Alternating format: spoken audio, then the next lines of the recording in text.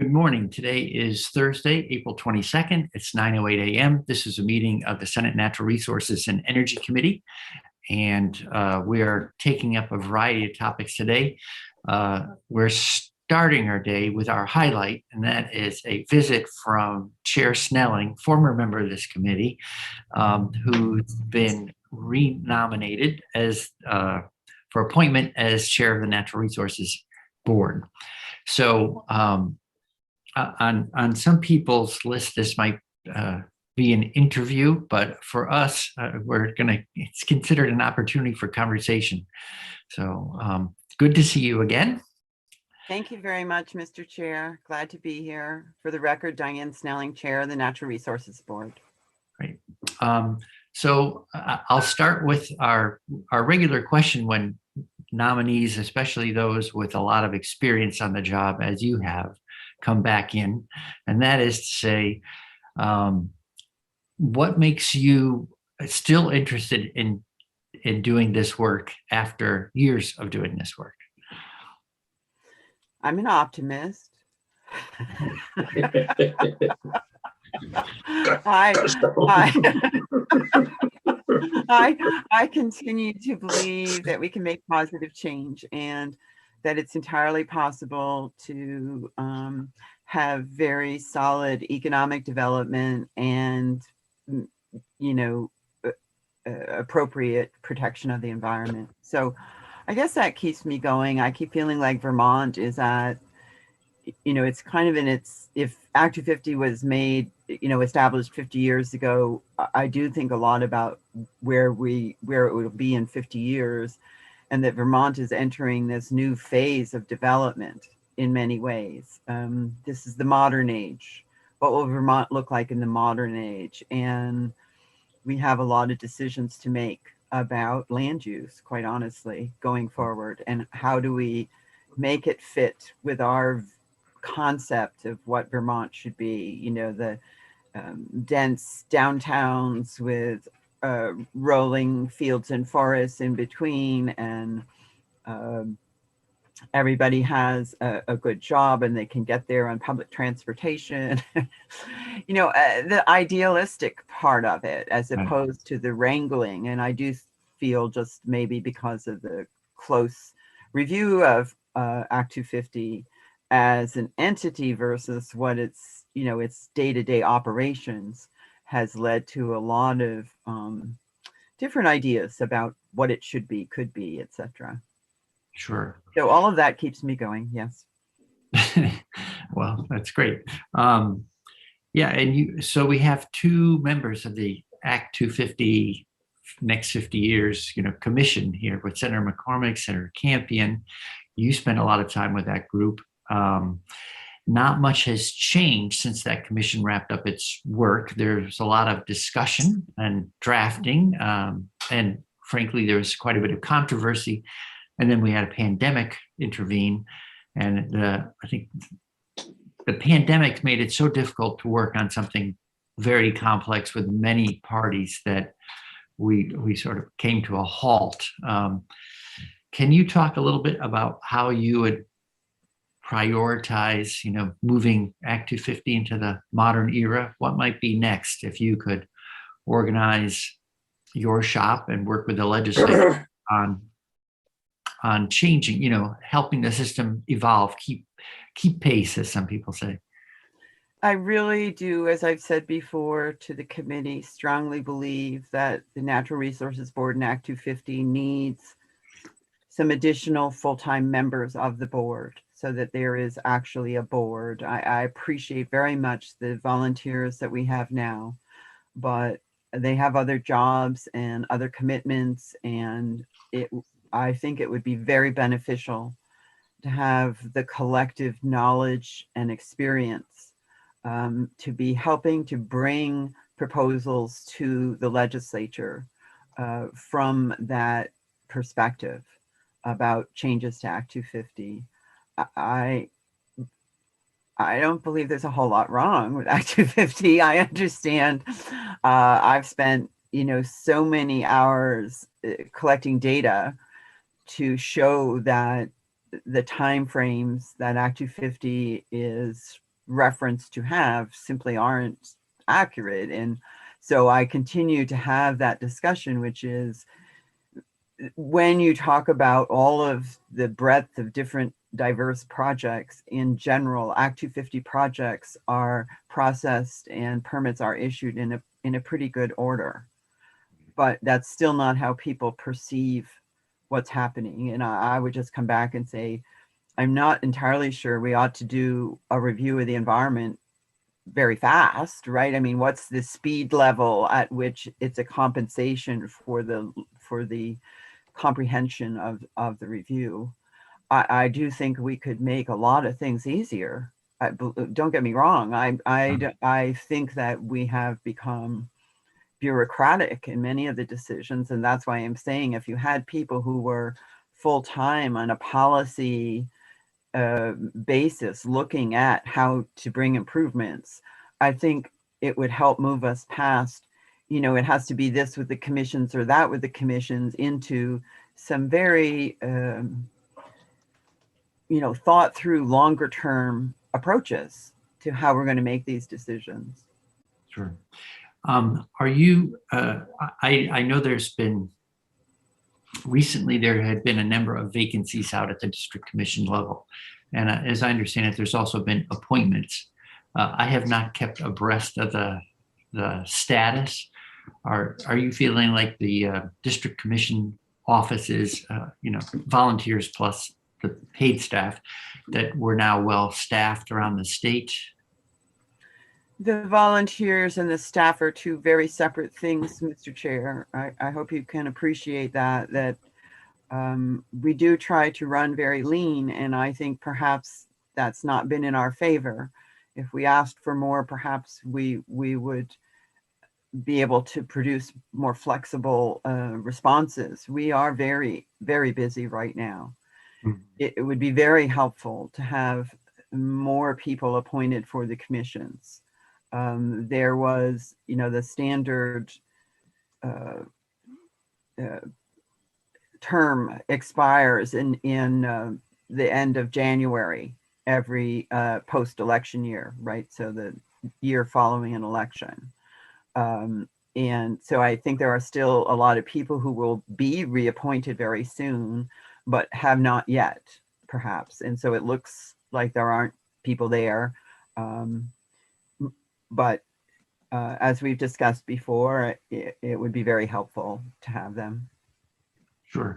And how does that process work? Do you end up making informally recommendations for keeping those positions up? Do you recommend appointments up to the 5th floor, or does the 5th floor do all that appointing pretty much on its own?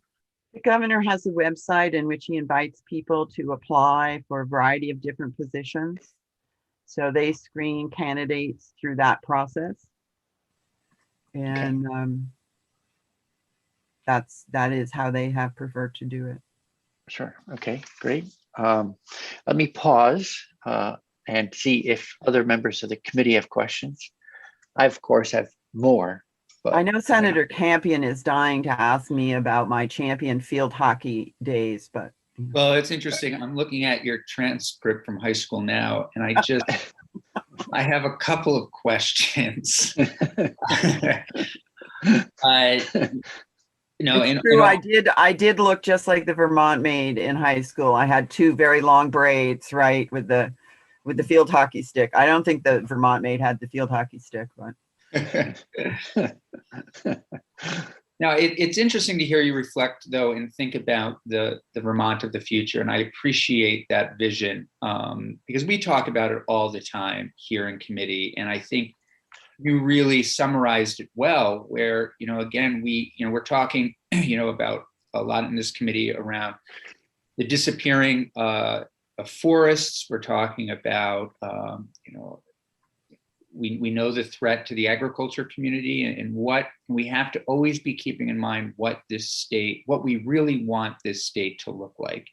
And I do think we're at a moment right now, not dissimilar from when Act 250 went into place. We're recognizing that, particularly during the pandemic, a lot of people are coming up and or coming over or down, and they want to live in Vermont. They recognize that, and they're bringing their interests and their passions, and we're excited about that. But we do have to keep an eye on, the direction that we are going in. Otherwise, certain towns will really look around and ask, as I think we have all asked in our lives at some point, where did that farm field go? Where did that forest go?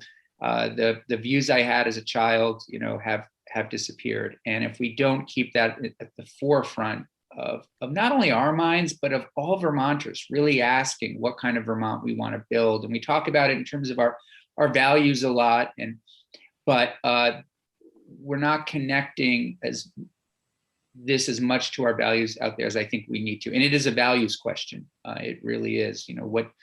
What do those downtowns look like, and how do we preserve those fields? So I thank you for that. I really appreciate it, and I'm glad you're willing to continue this work.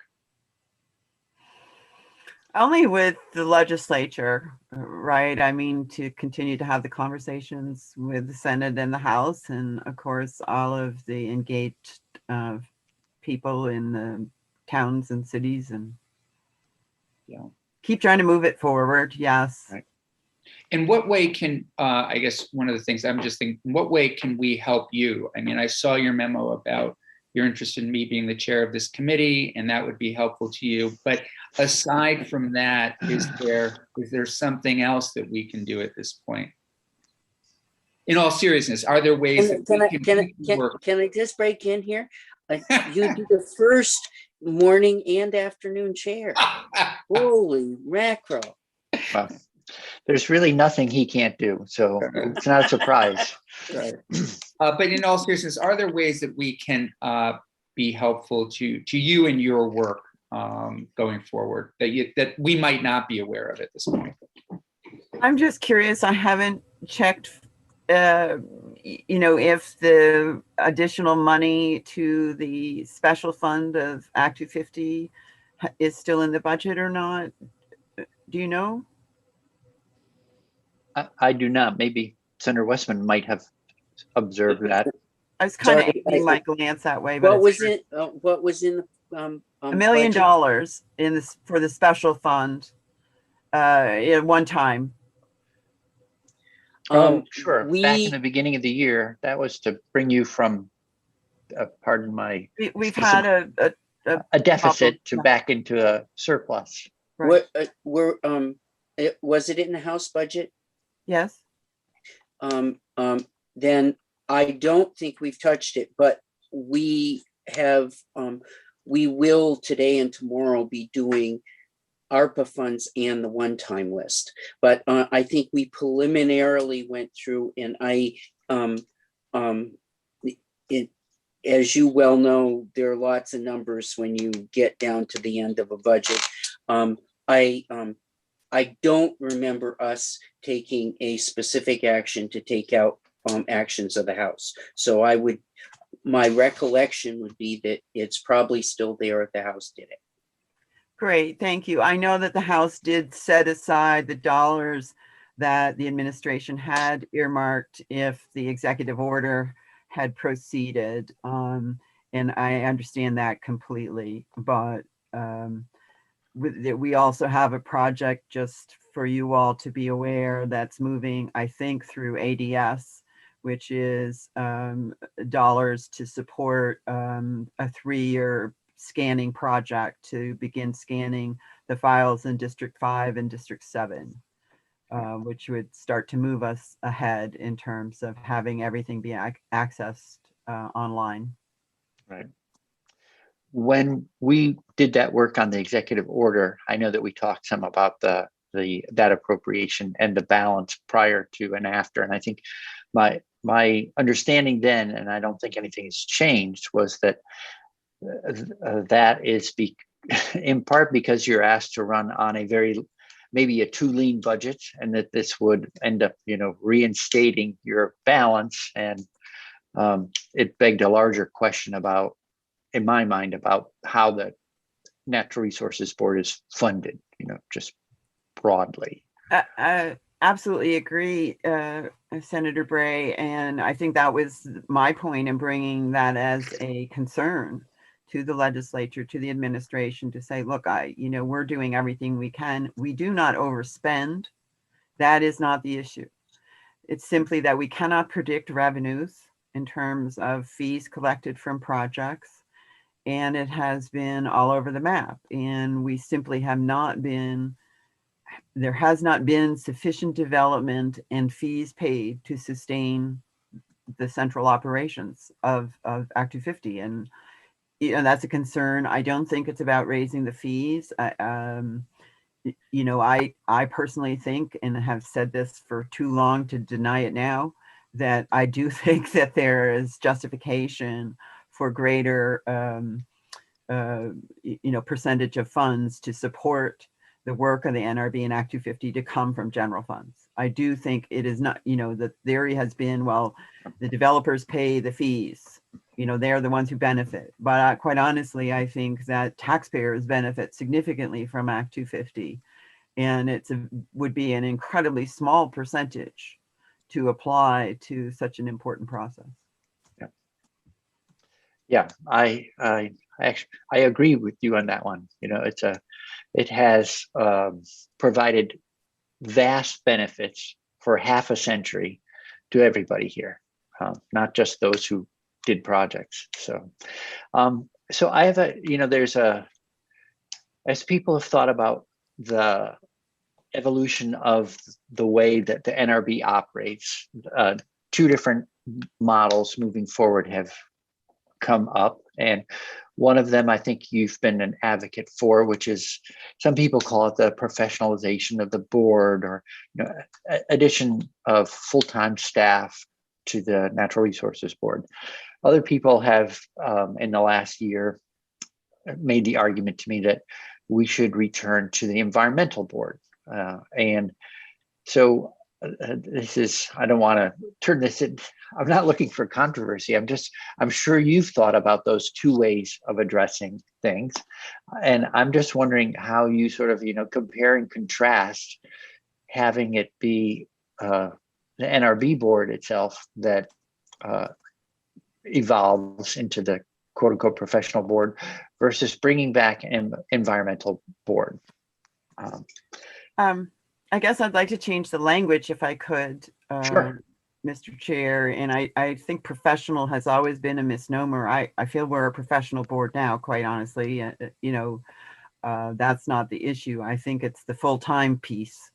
Okay. So I go with this description of people who can, contribute full-time to the concept that we're dealing with here. And,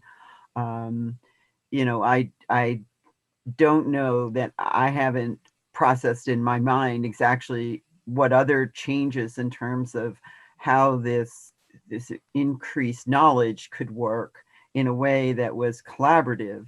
I know that many people see it as somehow elevating state goals versus local goals. And I see it as actually providing a much better interface, the opportunity for a better interface. If you're, if you have the right resources, and that's the goal, right, you can make that work. Right. Okay. Well, thank you. And thanks for helping me work on the language around it. I appreciate That's just me, a senator. One of my other hats is as an editor. I appreciate trying to be accurate and use the right words. And so professional might impugn the current staff, right? And I certainly don't mean to do that. So full-time is more accurate and helpful. And coming actually from the concept of, well, where is the core knowledge that runs Act 250? And you can say, yes, it's in the commissioners and the commissions. And it is. I mean, there's a core knowledge there. It's in the legal team. But wouldn't it be nice if there was the additional support of people with deep knowledge of Act 250 on a full-time basis, who could really vet more of the proposals ongoing to work with the legislature? Sure. And one last question for me is just in terms of training for people in the field, so the district commission level. Are you satisfied with the current program? I know that the people are volunteers, right? So it's always a challenge to get volunteers to spend time in training work on top of the board work they will do. I don't know how you're feeling about that balance, what you ask of them, what they're offered, et cetera, in terms of helping educate district commissioners. Well, as I've tried to explain in the past, Mr. Chair, I think we do a very good job with training. Could it be better? Absolutely. Unfortunately, I think a lot of people compare it to a time when it was the environmental board and there were a lot of additional support personnel and people who had the capacity to go around and do public engagement, to help understand Act 250 and work with the public. I think that would be great if we could do that. It just hasn't been the priority of people's perception of what the issues are. And we offer a substantial amount of training to commissioners. We work constantly with coordinators and our partners at ANR and AOT and ACCD to try to find the ways that we connect and we can facilitate that better communication. So I think that, new commissioners, new board members have access to an initial training, and then there's ongoing opportunities, throughout the year for training. And I'm sorry, there are people out there who apparently have continued to feel that it's not sufficient. I don't know if those are people outside the system who remember a different time or who they might be. But right, great. Well, thank you very much. Senator Campion, any more transcript questions? Any other discrepancies you found? Or no, I do appreciate this. We're lucky to have Senator Sneling in this role, and grateful, deeply grateful for her willingness to continue to serve. Thank you very much, Senator. Right. And it is true that I played the lead in Alice in Wonderland in high school. We would expect no less. Absolutely. Can I ask a question? Yes, please. Is that your artwork behind you? No, this is a fake set. No, it's a fake set. Where's your artwork? I want to see yours. Well, we'll get there. I do love the painting directly behind you. I think it's a Picasso, Senator. Really? Yes, I think it's. Senator Sneling. I've been sitting here thinking I need to go up and see Diane soon.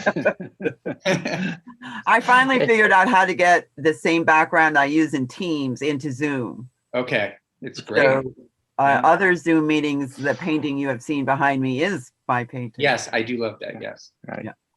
Well, thank you again very much. I don't want to take you very much. Yep. Yeah, I took my Rothschild down off the wall behind me. I didn't want to take up things too much. Okay. Good to see you. Thanks for coming in. Thank you. All right. Thank you. Right. So committee, we are transitioning back to, we're going to do a back-to-back bills. We're returning to the lake encroachment issue. And excuse me, Mr. Chairman, I was waiting my turn. Oh, I'm sorry.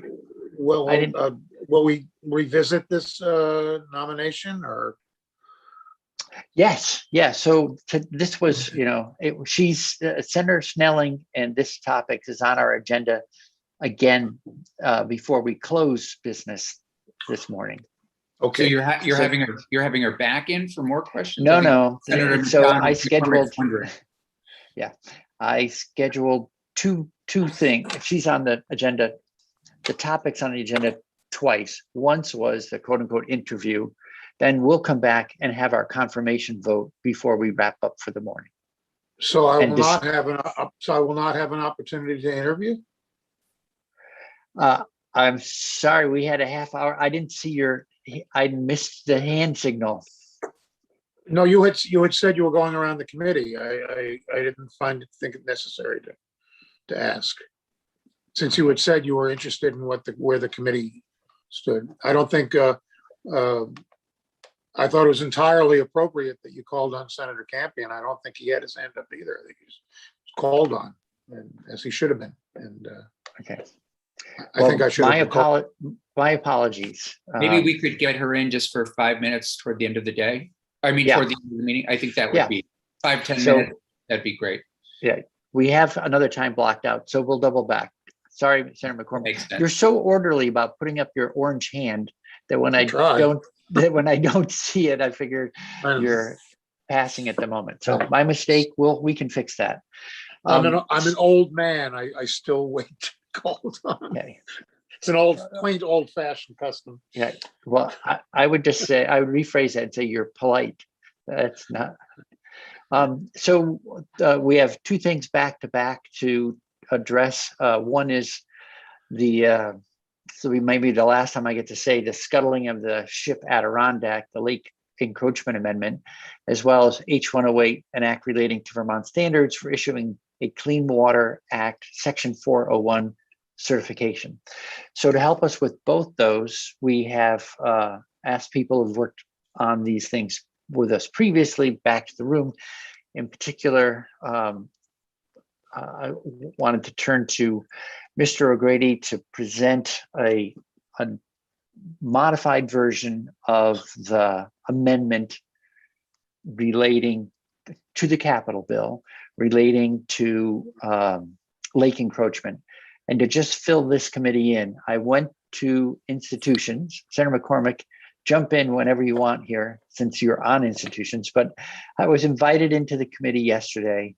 There was a pretty robust discussion around the issue, and I'd say institutions said, could we please stick to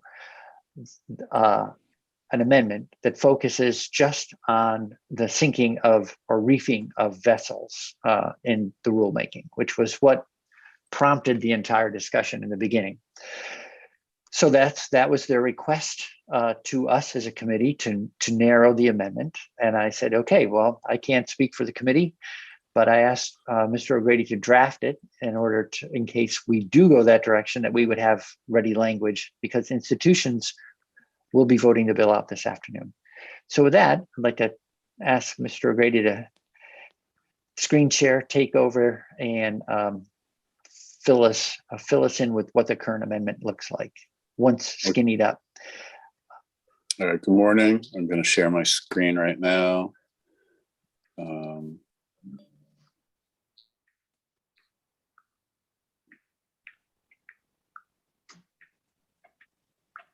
And hold on one second, I'm probably going to open the wrong one. I did. All right. So yesterday, you saw a proposed amendment to the capital bill that would have required DEC to do rulemaking for their entire encroachment program, including standards for what is in the public good, and then criteria for specific types of encroachments. In that amendment, you saw a directive that the department adopt rules establishing criteria for creation of artificial reefs or the sinking of vessels. But that was only one component of it. This amendment would be specific to the sinking of vessels and creation of artificial reefs. It would only require the department to adopt rules establishing criteria for those types of encroachment permits. And it would include the requirement that any creation of an artificial reef or sinking of a vessel comply with the federal rules or guidance for such activities. The timing of the rulemaking is the same as the rulemaking language you saw yesterday. They initiate by January of 2022. They can file their final proposal with the Secretary of State by July 1, 2022. So it is, I believe the chair called it a skinny version. And so that's what you were looking at. Okay. And Mr. O'Grady, can you pull up this chapter so that people can see the context where 410 is landing? Because I think one thing that I was unaware of, maybe others on the committee were aware of, when I went back and reread it again yesterday, that 405, that we have 405 addresses the issue more broadly than I had previously understood. And so, although we're looking at a quote unquote skinny amendment here, that there is current statute that is broader, and I think probably might give comfort to members of the committee that it's not that we're not relying only on an interim procedure, but that there's also statute on the books. So maybe you could explain, just put this in context for us.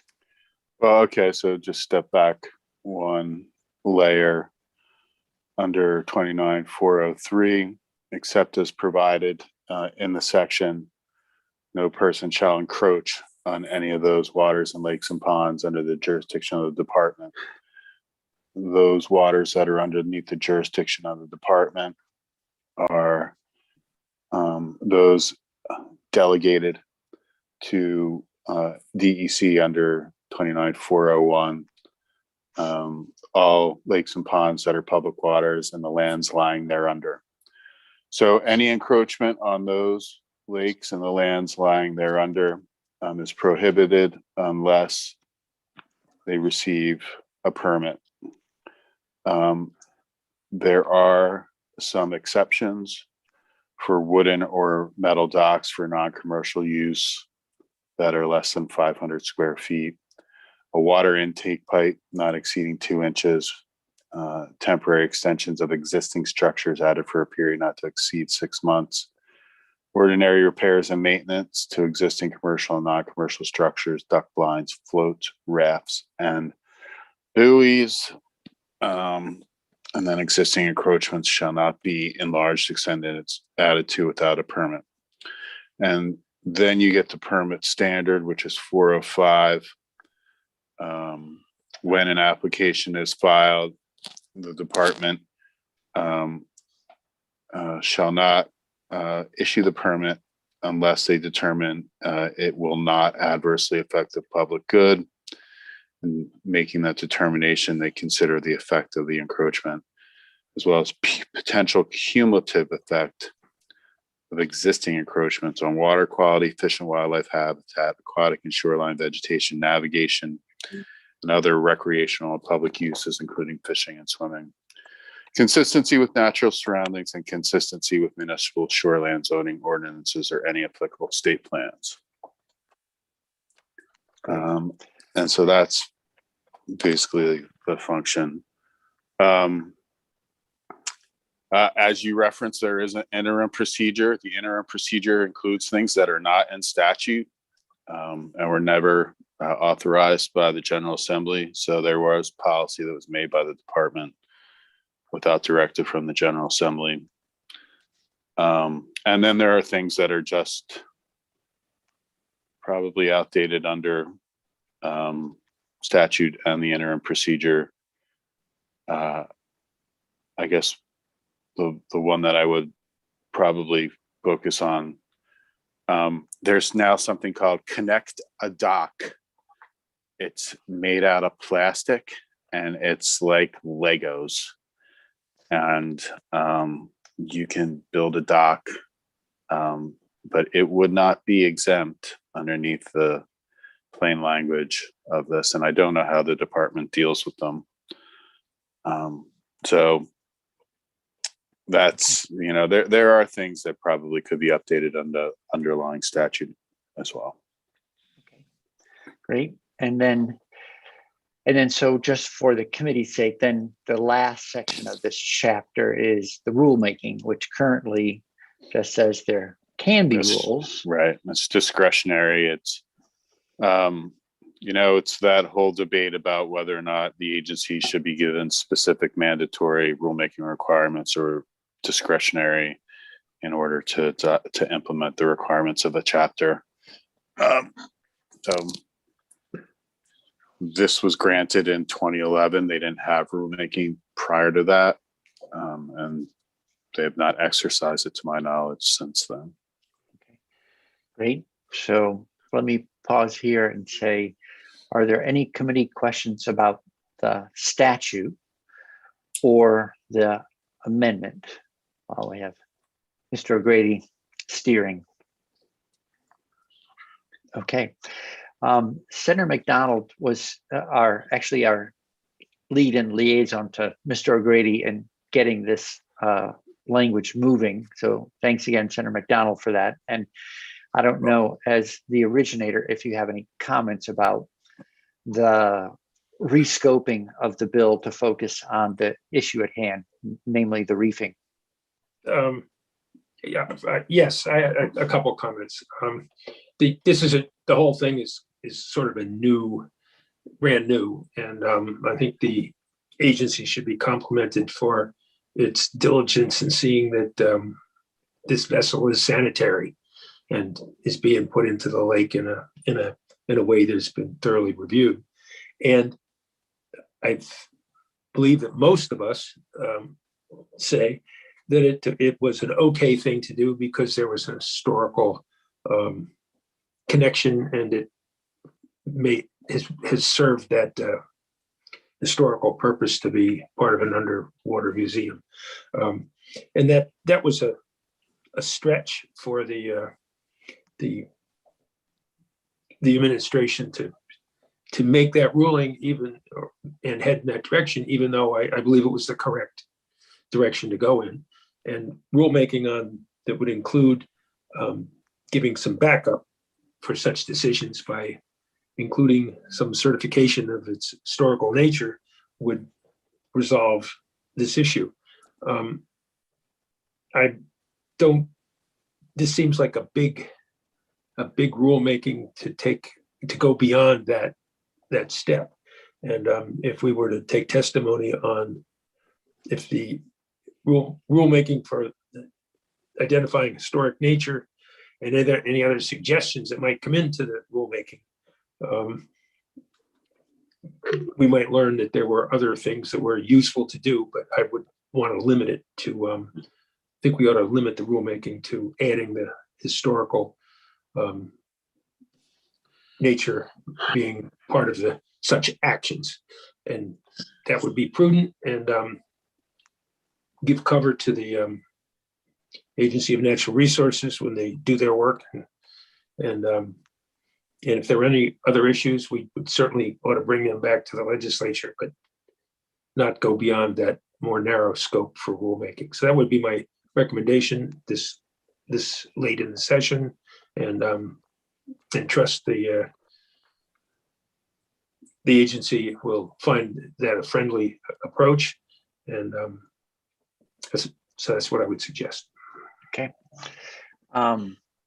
Is everyone else on the committee okay with this strategy for moving forward? All right, then I think I would turn to Commissioner Walk. So this is a different, the skinnied up version of what we were talking about before, and I just wanted to check in and see what the department and agency's perspective is on the proposed. May I, rulemaking. before the commissioner, Yes. just to if it wasn't for Mr. O'Grady's work, many of these things would not have come to us, and well, it'd be premature to launch into rulemaking on those. We're all indebted to the thoroughness of the research, even as we discuss ratcheting it back to perhaps a more modest first step. So yeah. Yes. Yep. Thank you for that. I was thinking that myself, and it escaped me while I was sitting here. So thanks, Mr. O'Grady, for looking into Louisiana and other states and helping broaden our knowledge about the broader issues in which this particular one is situated. So Commissioner Walk, any thoughts? Thank you to the committee and to Mr. O'Grady for working on this amendment. This aligns with the testimony we provided to you and to Senate institutions yesterday. I do have a question, I think, that just came up as I was thinking about this and Michael was going through the amendment. Is it We don't see any need for deeper rulemaking at this time. The question that I have is, does the language preclude, if say a new issue were to come up, does it preclude future rulemaking? Is that does the may still sort of exist to broader issues? And if that's the case, as I see Michael nodding his head, then I think that we're very supportive of the amendment and look forward to engaging in that public process. Okay. Senator McCormick. Thanks. I know we're under a real time crunch here, but have we heard from the Lake Champlain Committee what they think of this? We have not. Okay, I don't think they have a blank check, not with me, but I certainly want to hear from them. They have a perspective that.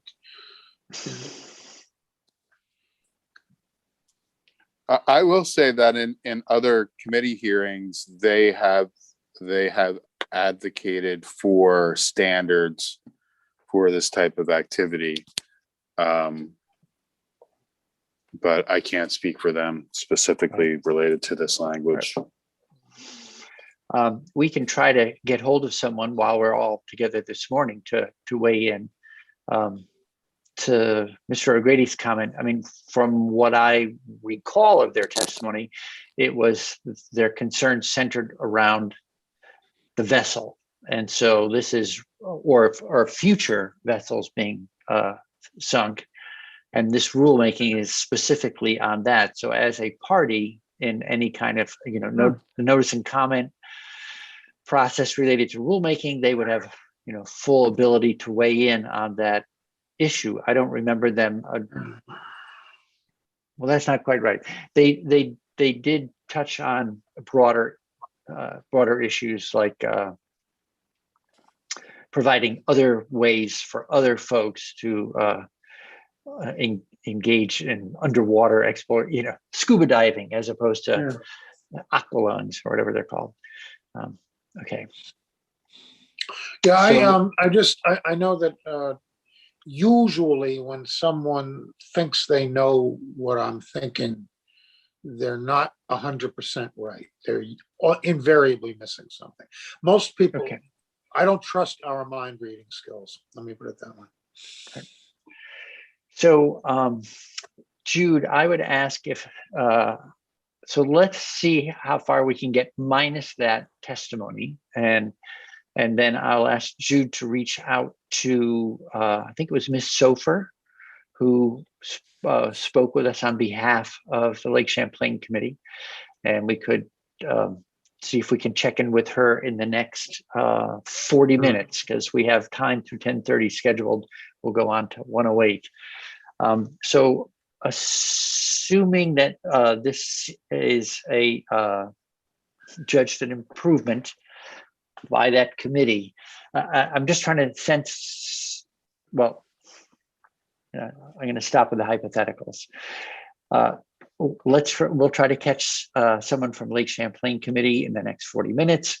Meanwhile, assuming that they're fine with it, any other things that this committee wants to consider prior to moving this amendment?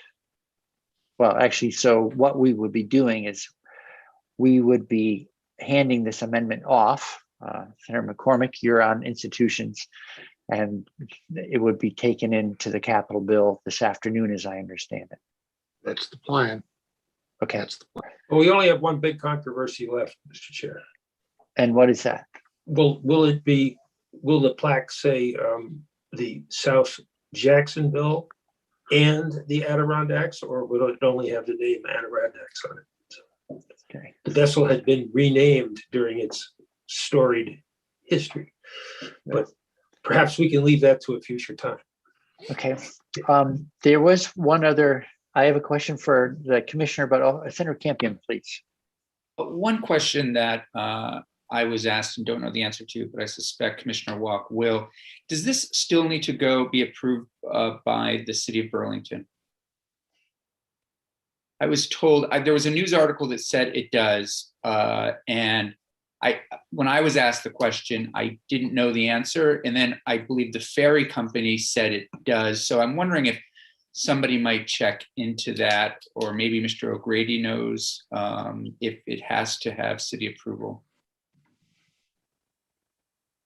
I am not aware of that question as it's outside of our jurisdiction, but I'm happy to run it down with the co-applicants if that would be helpful for them. If you wouldn't mind, if Mr. O'Grady doesn't know the answer, it was mentioned on the news that it does, and I'm just looking for some clarification. Yeah. Mike, do you know? So the city of Burlington wouldn't have any jurisdiction on the encroachment activity.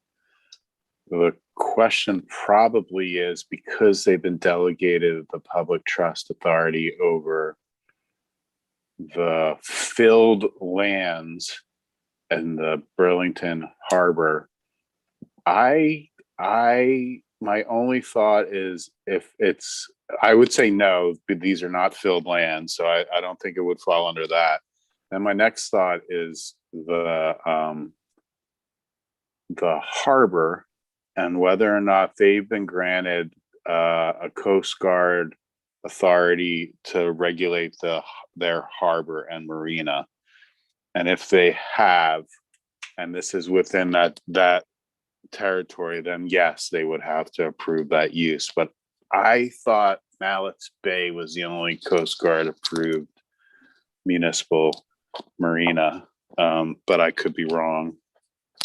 Yeah, if someone wouldn't mind, I know that the gentleman who was in here, I believe it was Mr. Paul, who was the engineer. He was the one that was mentioned in the news article as having said that they do now need to go through the city of Burlington. So I would just appreciate clarification. So thank you.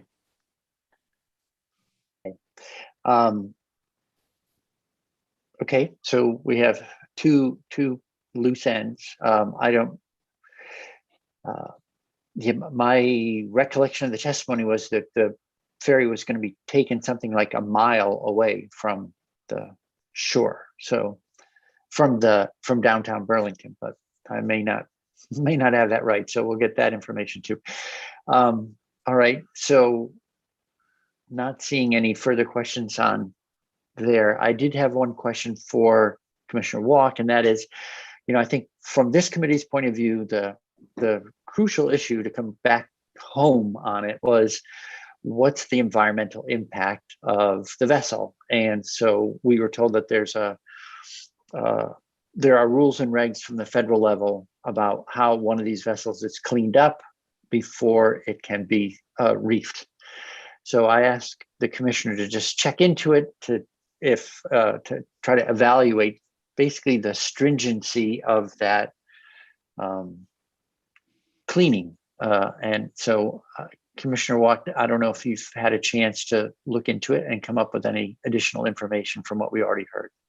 Further, happy to do that. I do have an answer for you on the city of Burlington and the beauty of chat functions. Laura Trishman just let me know that the harbor master does need to sign off on it and is in the process of reviewing. And it's separate, as Michael said, separate from the lake encroachment piece. So that is where that piece stands as far as we know.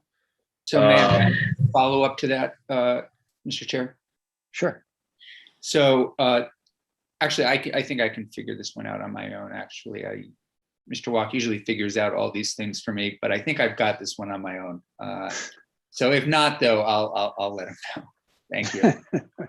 Okay. Happy to help with the figuring as that goes. Relative to the cleanup standards, as I believe it's been mentioned, there is a joint EPA U.S. Maritime Administration guidance on the cleanup of vessels prior to them becoming artificial reefs. There is detailed guidance as to what need to occur and what standards are to be met. That guidance is from 2006, which we have heard concerns about potential for PFAS in the paint, and therefore, given the timing of that that guidance, that was sort of pre our, well, not pre-EPAs, frankly, but pre most of our understanding about the sort of potential challenges associated with PFAS. And so we are, as part of the effort, the overall review to ensure that the boat is clean, our Waste Management and Prevention Division will issue an acceptable use letter, which will evaluate not only things like lead and asbestos, but also cover PCB testing from paint samples as well. And so we plan to ensure that the risk is managed. And so that I just wanted to provide that level of information to the committee that goes beyond what is covered in that 2006 guidance document from the EPA and the U.S. Maritime Administration. Okay. So is there basically they finished the, I'm sure there's consulting prior to the sort of final evaluation, but at some point the department comes back and does sort of its final inspection, and then you issue this letter. Is that how it works? Yeah, I can provide more details on the specifics of what that process looks like, but that ultimately is our evaluation is determined in the use of that letter. So, okay. So to Senator McDonald's point about it being us signing off on its appropriateness to be sunk rather than simply the lake encroachment being the only statement that the department makes on the matter.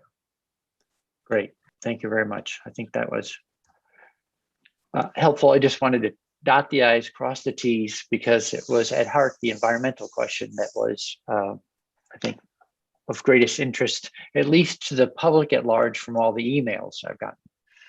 And Okay. so certainly the rulemaking process, if the proposed amendment is to be added to the capital bill, the rulemaking process will start with and build from both that 2006 guidance and the work that we will do relative to the Adirondack, and try to incorporate that standard of review into that rulemaking. So just to describe sort of where we will start as a starting point and then build a public process around that. Okay. So assuming that we can catch up with someone from Lake Champlain Maritime Museum before our hour is up this morning, any other loose ends that anyone wants to address on this amendment prior to basically adopting it? Senator McCormick. We still muted. Thanks. It's not just the Maritime Museum. I think we need to hear. I mentioned the Lake Champlain Committee, but also the rulemaking will go before LCAR. So I want to ask Senator McDonald if he thinks that's adequate. I'm not asking him to prejudge the question. Just do you think that the LCAR process provides an adequate response if the suggested rule that comes out of the process is not adequate? I know you can't disallow a rule, but you can draw attention to the legislature. Would the LCAR process be adequate? And the answer was, I would say yes. Okay. Thank you. Thanks, Mark. Thank you, Mr. Chairman. Thank you. All right. So with that, let's, prior to making any kind of motion on it, or however informally, since we're not moving an amendment formally on the bill, since we don't have it, let's change topics and go to H108, the section 401 language. So we had recommendations from both ANR and AOT during our last meeting on it. And I asked Mr. O'Grady to incorporate those for our review as a committee. So Mr. O'Grady, if you could take the helm and screen share the newest version of H108, please.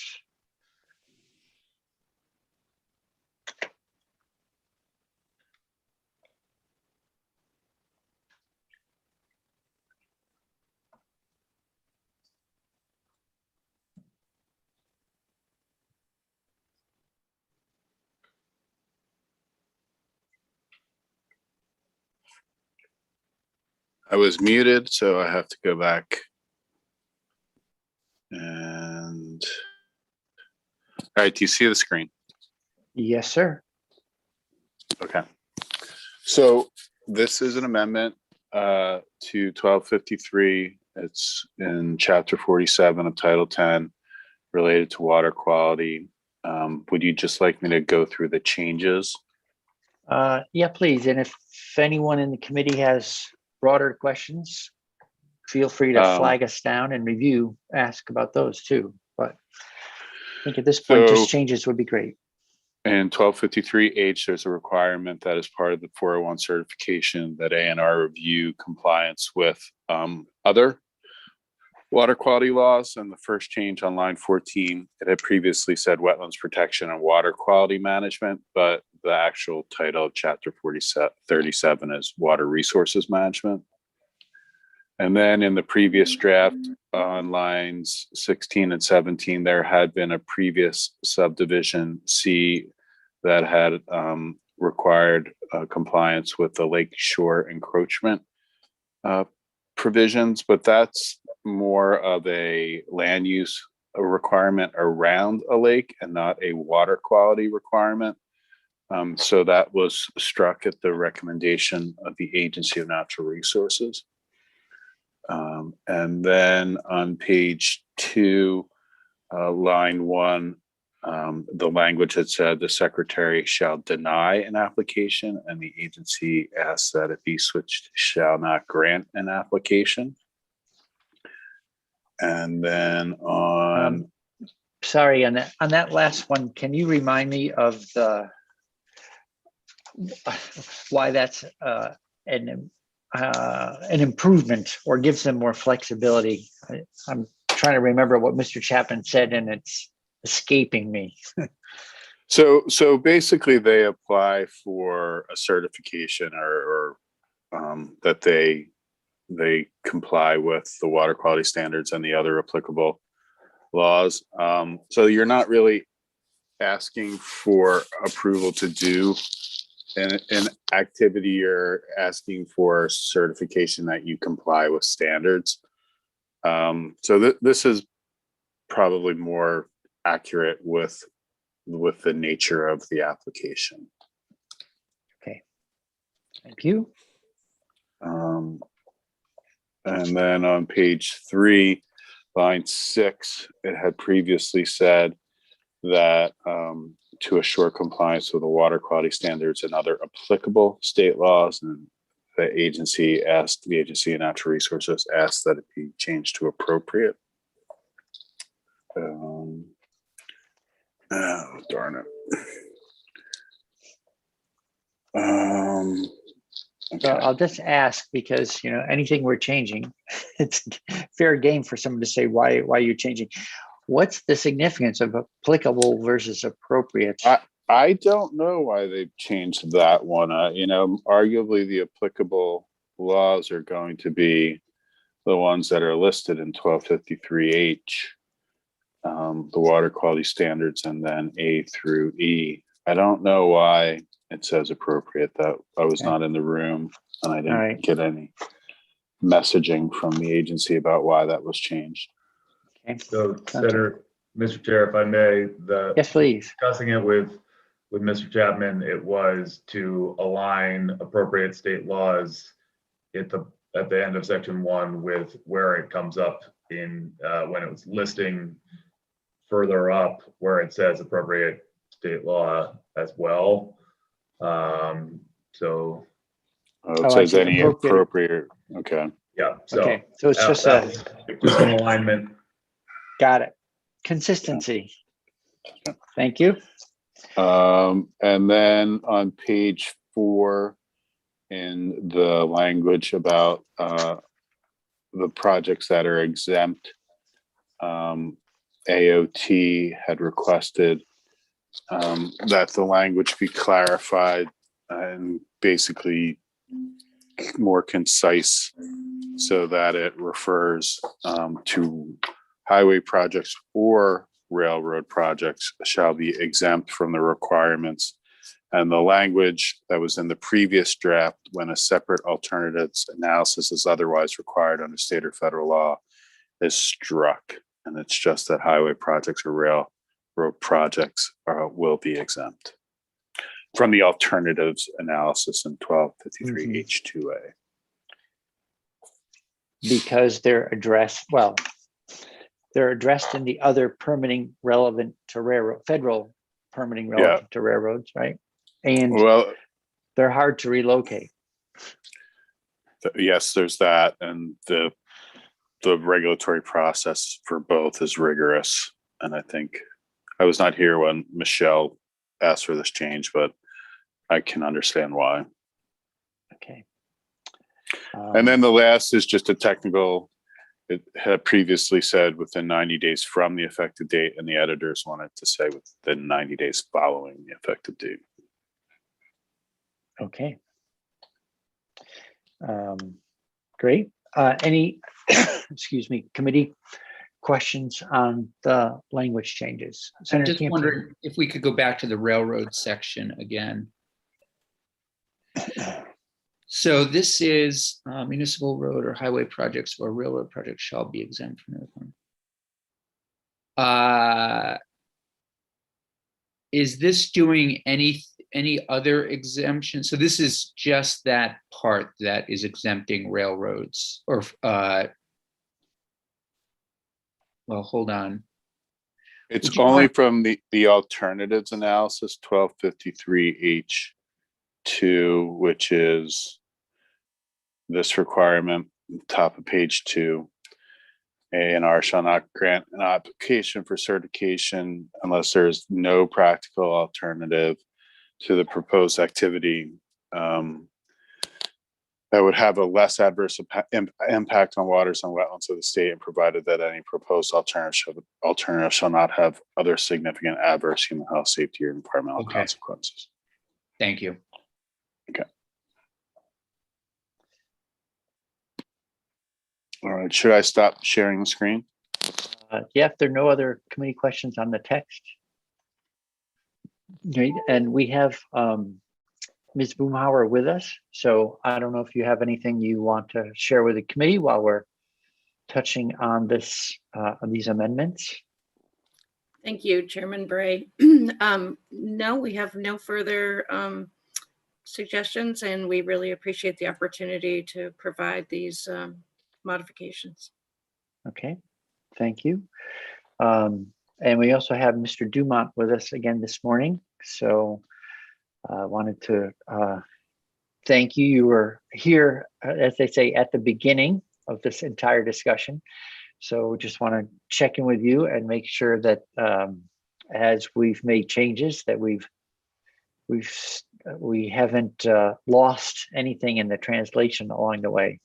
Are you still supportive of the H108 and the proposed amendments? Yes, we are. Okay. All right, thank you. Commissioner Walk, looping back to you. Any other comments, questions, remarks to share with the committee? No, we appreciate the committee's time and work on this, and we think that the changes made are improvements, and look forward to bill moving out of your committee. Okay, all right. With that, then welcome a motion from a member of the committee to amend H108 as provided in the draft we just reviewed. And I'm just going to double check. Mine is date stamped 4/21/21, 1:11 p.m. And this, Mr. O'Grady, is that still the correct date and time stamp?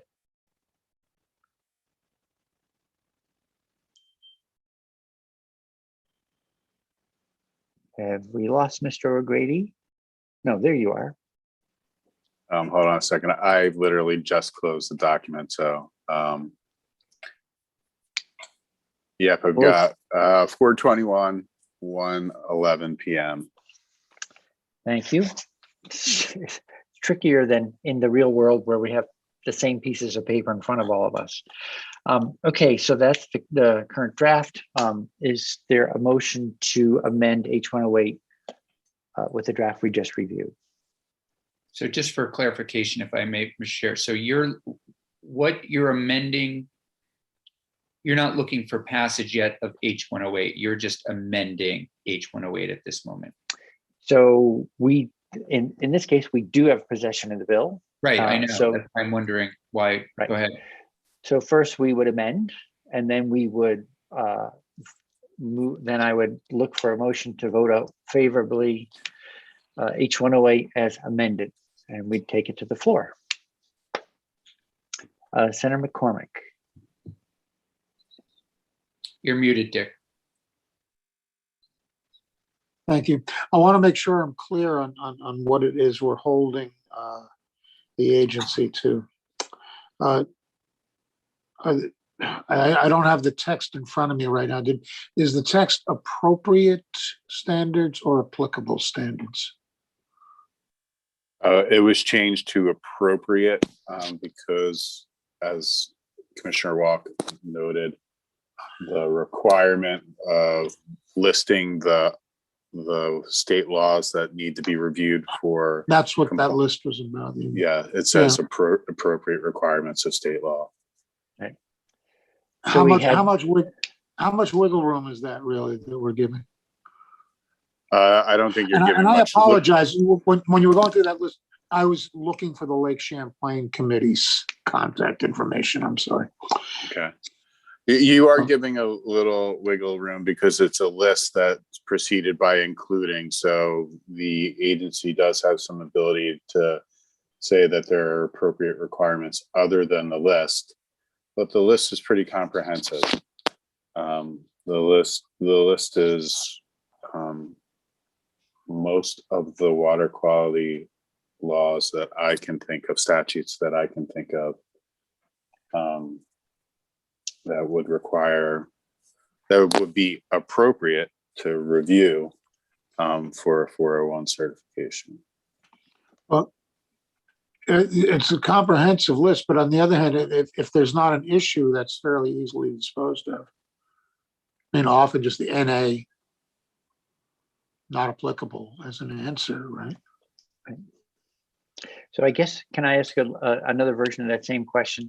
We had two nearly synonymous words, appropriate and applicable. And is one of those more stringent or legally binding than the other? I think is my way of phrasing, I think, the same question Senator McCormick's asking. Right? Yeah. Yes. I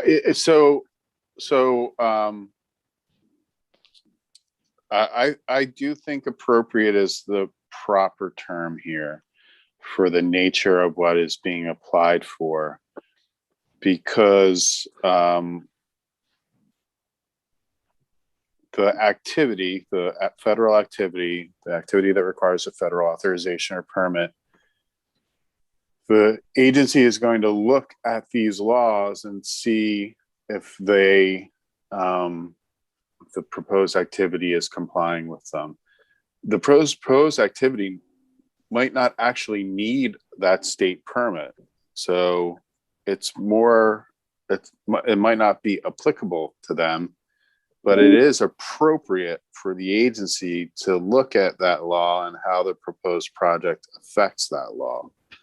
So I think appropriate is the proper term here. So am I hearing you say, Mr. O'Grady, that it may be more encompassing because it's not applied to it, but it's still merits consideration? Yeah, it takes away an argument from the regulated entity that a particular state law doesn't apply to them. And it's not about that. It's about A&R determining whether or not they comply with the appropriate requirements of state law. And I think appropriate in the context of this regulatory action is the right term to use, the correct term to use. Thank you very much.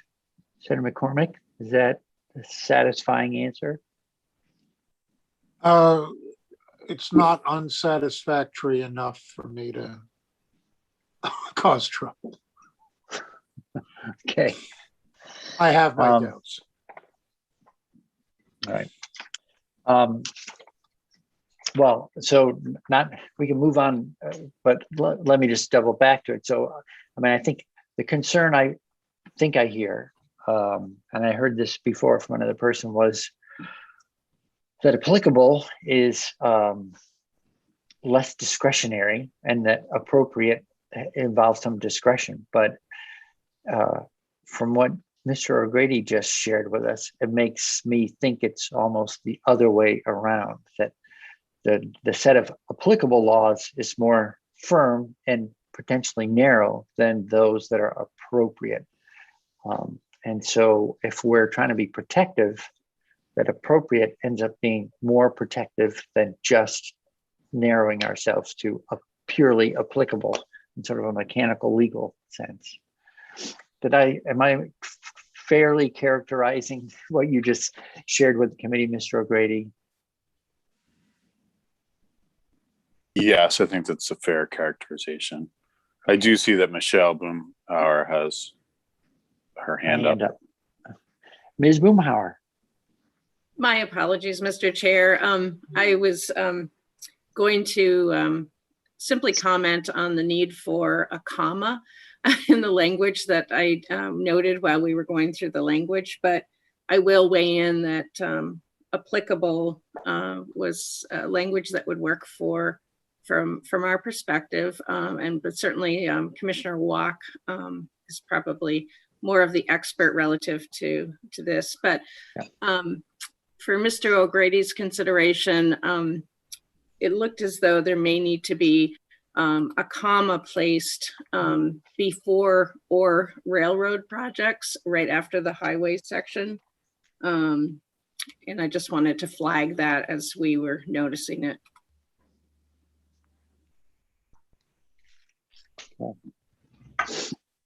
All right, so thank you for a possible technical correction. I'll leave it to the editors to sort out for us, since they're the keepers of the commas. Do we have the Oxford comma or not? You know, only the editors know for sure.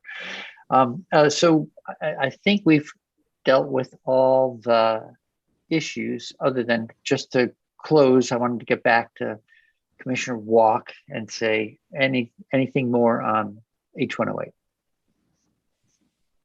Not at this time, thank you. Okay, so we're back to the motion that I'm hoping I'll hear from someone on the committee, if we're now comfortable with what we have in front of us, and that is to amend H108 as defined by this draft.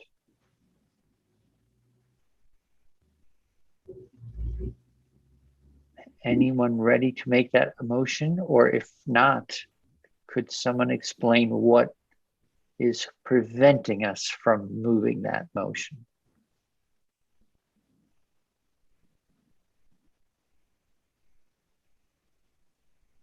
I'll make the motion. Thank you, Senator Westman. So the motion is to amend H108 as defined by draft 1.1, time and date stamped 4/21/21, 11:11 p.m. You want to roll on this call, or Yes, are you okay? yes, please. So yes, just it's a lot easier to keep track. Sure. So if there's no further discussion, the clerk will please call the roll. Senator McDonald, Yes. Senator McCormick, Yes. Senator Westman. We'll take that as a yes. Yes. Sorry, yes. No problem. Senator Campion votes yes. Senator Bray. Yes. So that's a 5-0-0. Great. And then would anyone make the motion to vote out favorably H108 as so amended? So moved. Okay. If there's no further discussion, the clerk will call the roll, please. Senator McDonald, Yes. Senator McCormick, Yes. Senator Westman, Yes. Senator Campion votes yes, Senator Bray, Yes. 5-0-0. Okay. Is there anyone who would like to report this bill? If Here's Mr. not, Chair. I'm happy to report it, but Great. I don't want to deny anyone the chance for the fun of reporting a bill. Consider yourself assigned. Okay, thanks. That's why you get the big bucks. Yeah, well, I'd be happy to report it. And so here's a quick aside. Today is Earth Day. Mhm. So I'm glad that on Earth Day, we're extending protections to wetlands in our Smart. committee and voting a bill out. So Great step. it's not a big bill, but it's, a lot of the stuff we do is just incremental protections on things. So, Well said. okay.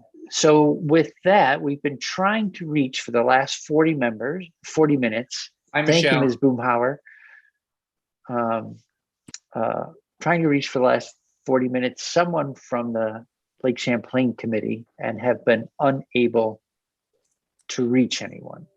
Jude has been reaching out to them. Jude, any last update? Because we're about to move on from this topic. Yeah, no, I've called them and I've emailed them, but I have not heard back. Is Senator Lyons on that committee? I don't know if I know she's in committee, but I thought she served on it. I don't think so. She did, but she's no longer Yeah. on Okay. that committee.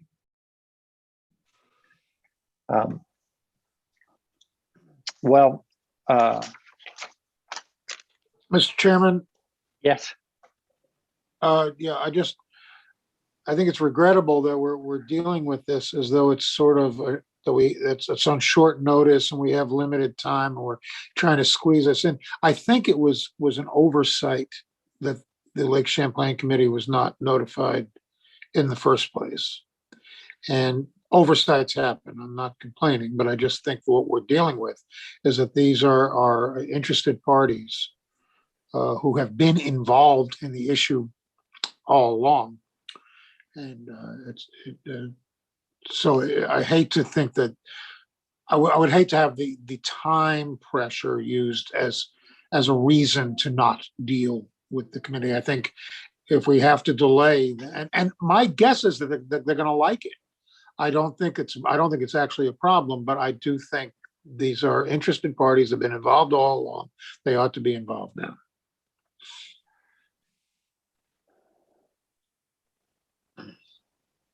Okay, I'm just trying to think.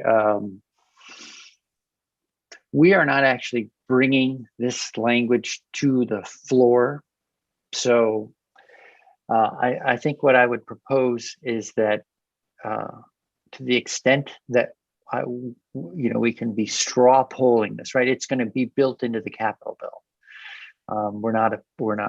Our names are not on an amendment. So I think one possible way to finesse this is to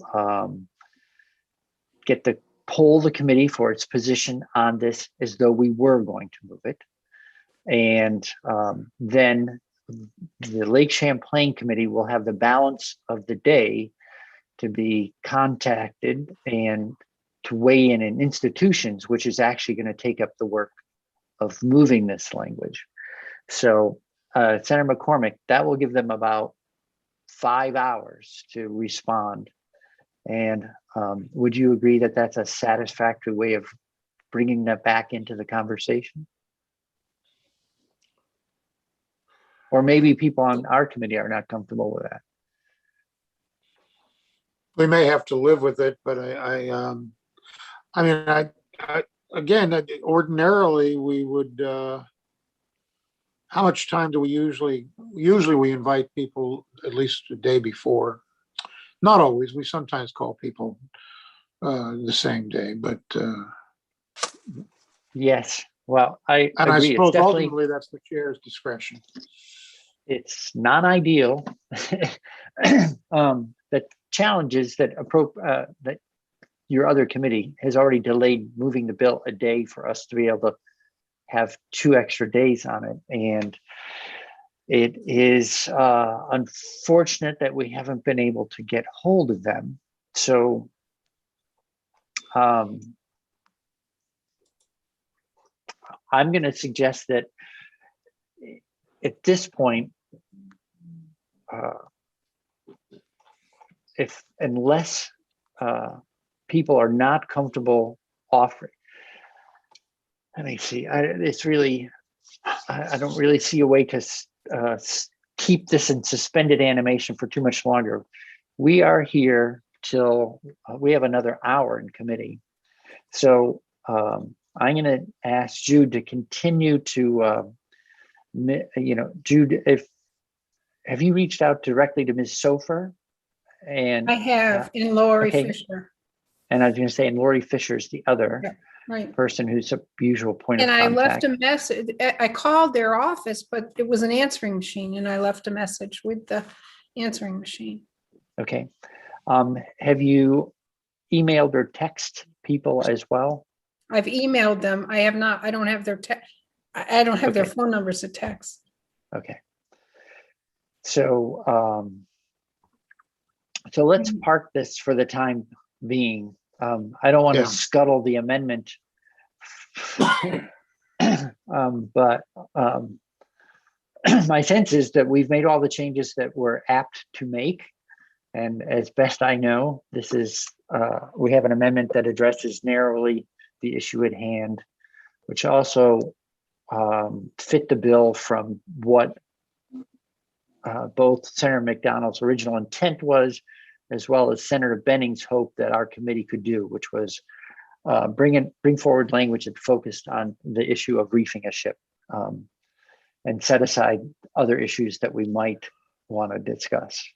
So I also want to make Mr. Chairman, clear that we're not precluding other work related to other issues related to lake encroachment. Yeah, Senator McCormick. Mr. Chairman, I personally, I find no fault with the language. Based on my own judgment, I would vote for it. And I expect that the Lake Champlain Committee will find the language acceptable as well. And what I'm really looking for is simply verification.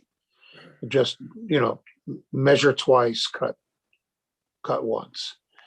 It's one of those things. So in any case, how long do you want to give them? How long do you want to give the effort to get in touch? Well, I'd say till 11:30 in here, and then after that, we'll continue to encourage them to contact institutions directly. If they can't be reached, good luck there. Can't be reached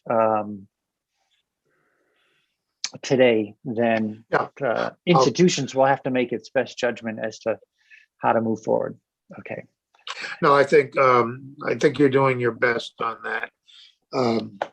I do think it's regrettable they weren't called in the first place, but I think I appreciate the chair's efforts to deal with the situation as it is now, and I can live with that, Mr. Chairman. Okay, well, thank you. Yeah, we thought we were done yesterday. Turned out we weren't. So there was no alternative but to turn around and reschedule ASAP this morning while there was one time slot left. So I know that we're about to lose Mr. O'Grady. He has other commitments. Thank you very much for drafting what we have. Can you send me and Jude that language so that I'm sure to have it in hand and also if you could send it to Becky Wasserman so that she's got it. I think you've already actually done that, but just trying to make sure we got everything. Okay, Thank I'll do that right now. Okay, great. Okay. Thanks, committee. With that, there's a Senator Bray, Lori, I can't find it. Lori Sofer can join. I will send her a link right now. okay. Let's delay moving to our next topic and see if we can wrap up on this one. Thank you. Thanks, Jude.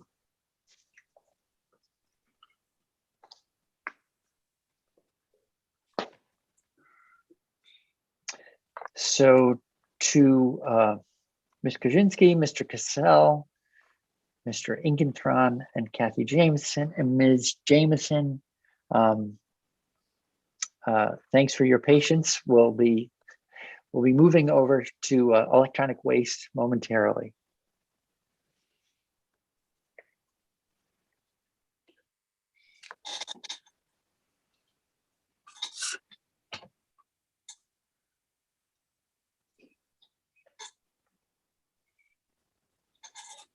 You know what, committee, while we're looping in Ms. Sofer, why don't we just take, if people would not want to go too far, but just take a 2-minute break, because we've been going straight for more than an hour and a half.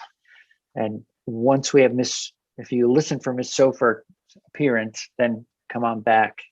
We'll just take a very brief break so everyone can at least get up for a moment.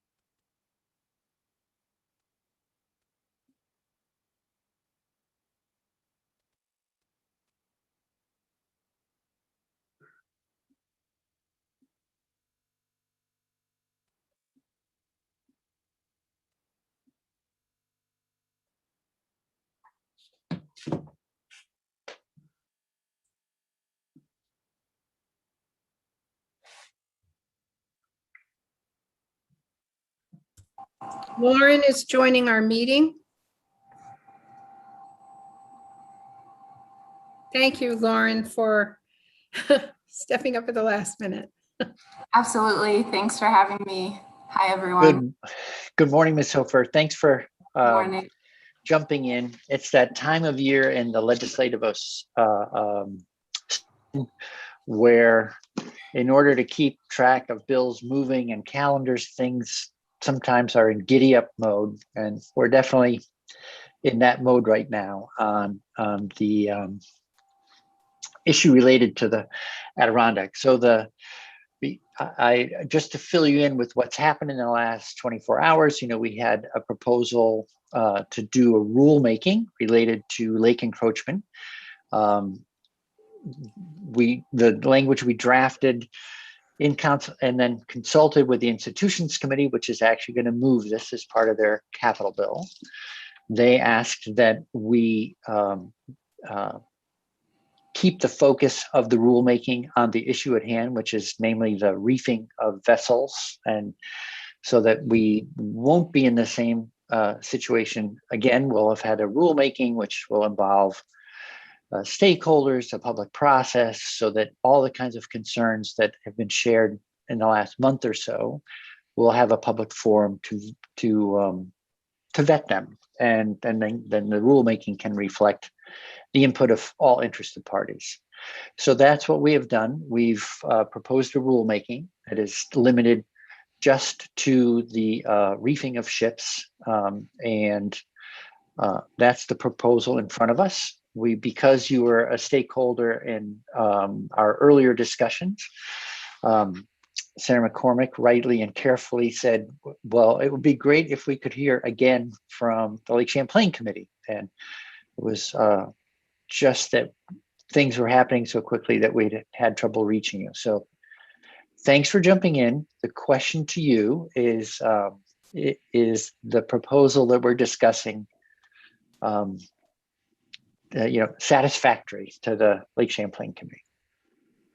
Yes, thank you for the update. I appreciate it. I've listened to a majority of the testimony, but not all of it. So I appreciate the update. And yes, we are on board with the compromise to focus specifically on the reefing. I do want to mention, I don't think that I could leave this conversation without talking about equity. Right. And so I would like to again uplift and raise the language that was raised by my colleagues, John Groveman and Jared Carpenter, which says develop criteria to address equal opportunities and access for all Vermonters, including those that have historically suffered discrimination or unequal access to benefits and services when determining whether a project meets the definition of public good with regard to the use of public waters. And I, not only do I have personal experience with this, but professional at LCC and beyond, and I really do believe, we believe that social issues are deeply entangled with environmental issues, and they really can't be thought about separately. And we see this as an opportunity to include language like that. And what a big difference a few lines can make in future decisions. So on board with the compromise of the language, and we would deeply appreciate additional language around equity. Okay. Well, as I read that language from Mr. Groveman for the first time, maybe 2 days ago or something like that, it occurs to me that really that concept should be part and parcel of every rulemaking, and I think, so I guess there's a decision, and part of me said, well, how do you sort of work your way up the phylogenetic tree so that you could say it once and it would apply to everything below it, as opposed to just on in this case, a quite narrow single rulemaking. So I think that's, and I don't know the answer to that. Where do we go in order to make it broadly applicable as opposed to just on this rulemaking? Commissioner, so thank you for that. And I think probably everyone is in agreement. It's one of those things that it's been in the background and maybe too far in the background. And therefore it's worth being more explicit than ever about it. As rulemaking is one of the major activities of the state of Vermont. So Commissioner Walk, do you have any thoughts about including it such language narrowly here versus looking for an opportunity? And maybe this is a false choice. It could be both. Including that language here, and where might we go so that was part of rulemaking more generally? So thank you, Mr. Chair, and Ms. Silver, thanks for raising that piece. I agree with you in terms of the approach to ensuring that equity is a consideration in not only this rule, but other rules as well. That is really a ledge council kind of question. My concern would not be that we are inclusion here, but that if it was included here and not included elsewhere, would it be deemed to not be applicable in other rules? And that represents a real danger from my perspective in terms of how we approach questions of equity. If somebody could look back at the work that we did and conclude that we considered equity as part of our considerations in a different rule. Oh, that could be an appropriate consideration.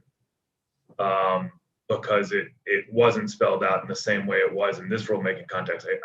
I don't know the answer to that question. I'm not a lawyer, and I would prefer to have Ledge Council weigh in, but I do agree with you, Senator Bray, on the appropriateness of elevating some of those topics to a much broader focus.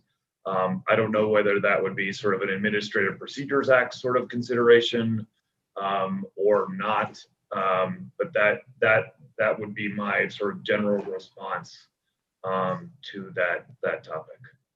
Okay. All right. So, Ms. Hofer, any more thoughts on that? You know, one thought is, I know that Susan Davis was recently hired as the state of Vermont's executive director of racial equity, maybe bringing her in on this type of conversation, you know, and I don't know enough about rulemaking. I'm not a lawyer, but, you know, I could also think we could consider this project in a different way. And maybe this is chipping away at a really big issue and a place to start by including this language. I'm not sure that including language here would, you know, inhibit us from including broader language in the future. You know, I don't necessarily seeing them as canceling one another out. I see this as an opportunity. And that, so not being a lawyer and calling on experts. Okay. Right. Well, I think we're all stuck for not being a lawyer at the moment. So I think what we would, my recommendation to the committee then would be to move this as is, and we will have time between now and reconciling this with the House to look into that legal question about whether or not, because that would be a very perverse side effect. If we added that language here and someone was then able to argue, well, you've only provided that provision here, so obviously you've omitted it elsewhere, and therefore we're not bound by that consideration, which would be unfortunate. Senator McCormick. Thank you. Just a minute for a history lesson. The reason the Constitution that came out of Independence Hall did not have a Bill of Rights is that they were afraid that if there were a list of protected rights, anything not on the list would be misunderstood as being not protected, which is why we have the Ninth Amendment.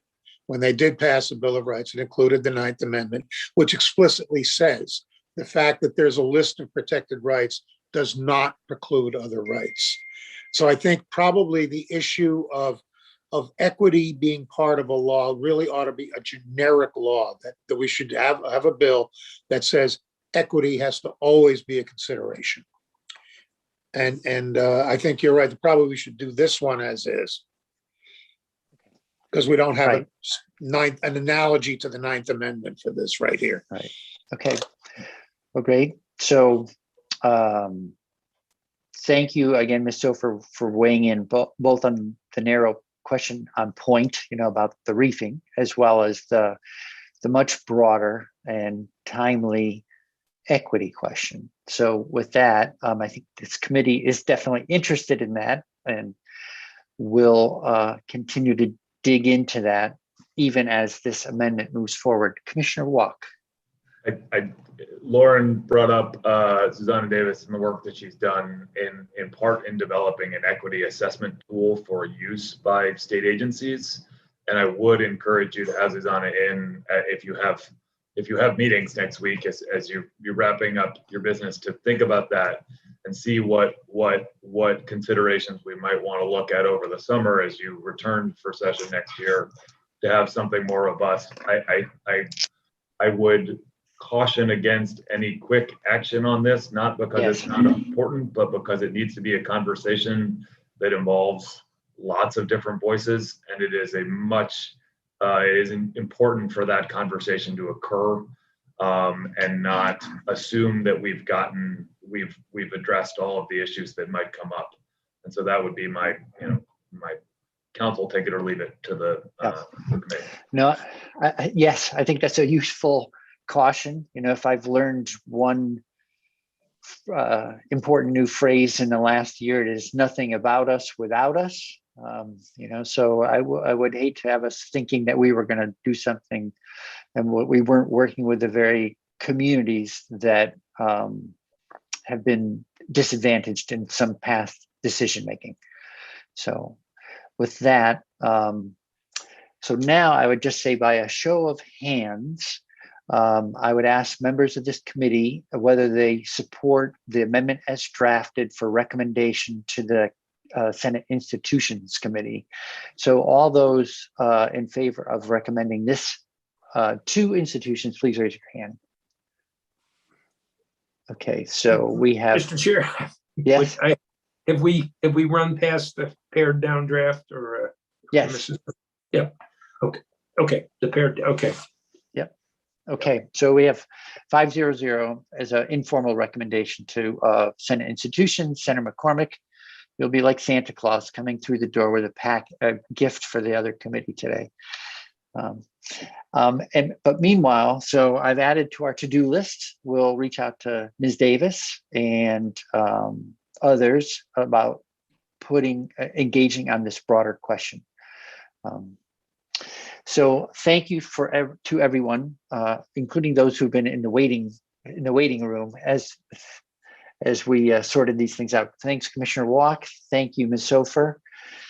We are now going to change topics and move on to Senator Westman's bill, S-126, an act relating to the collection and recycling of electronic waste.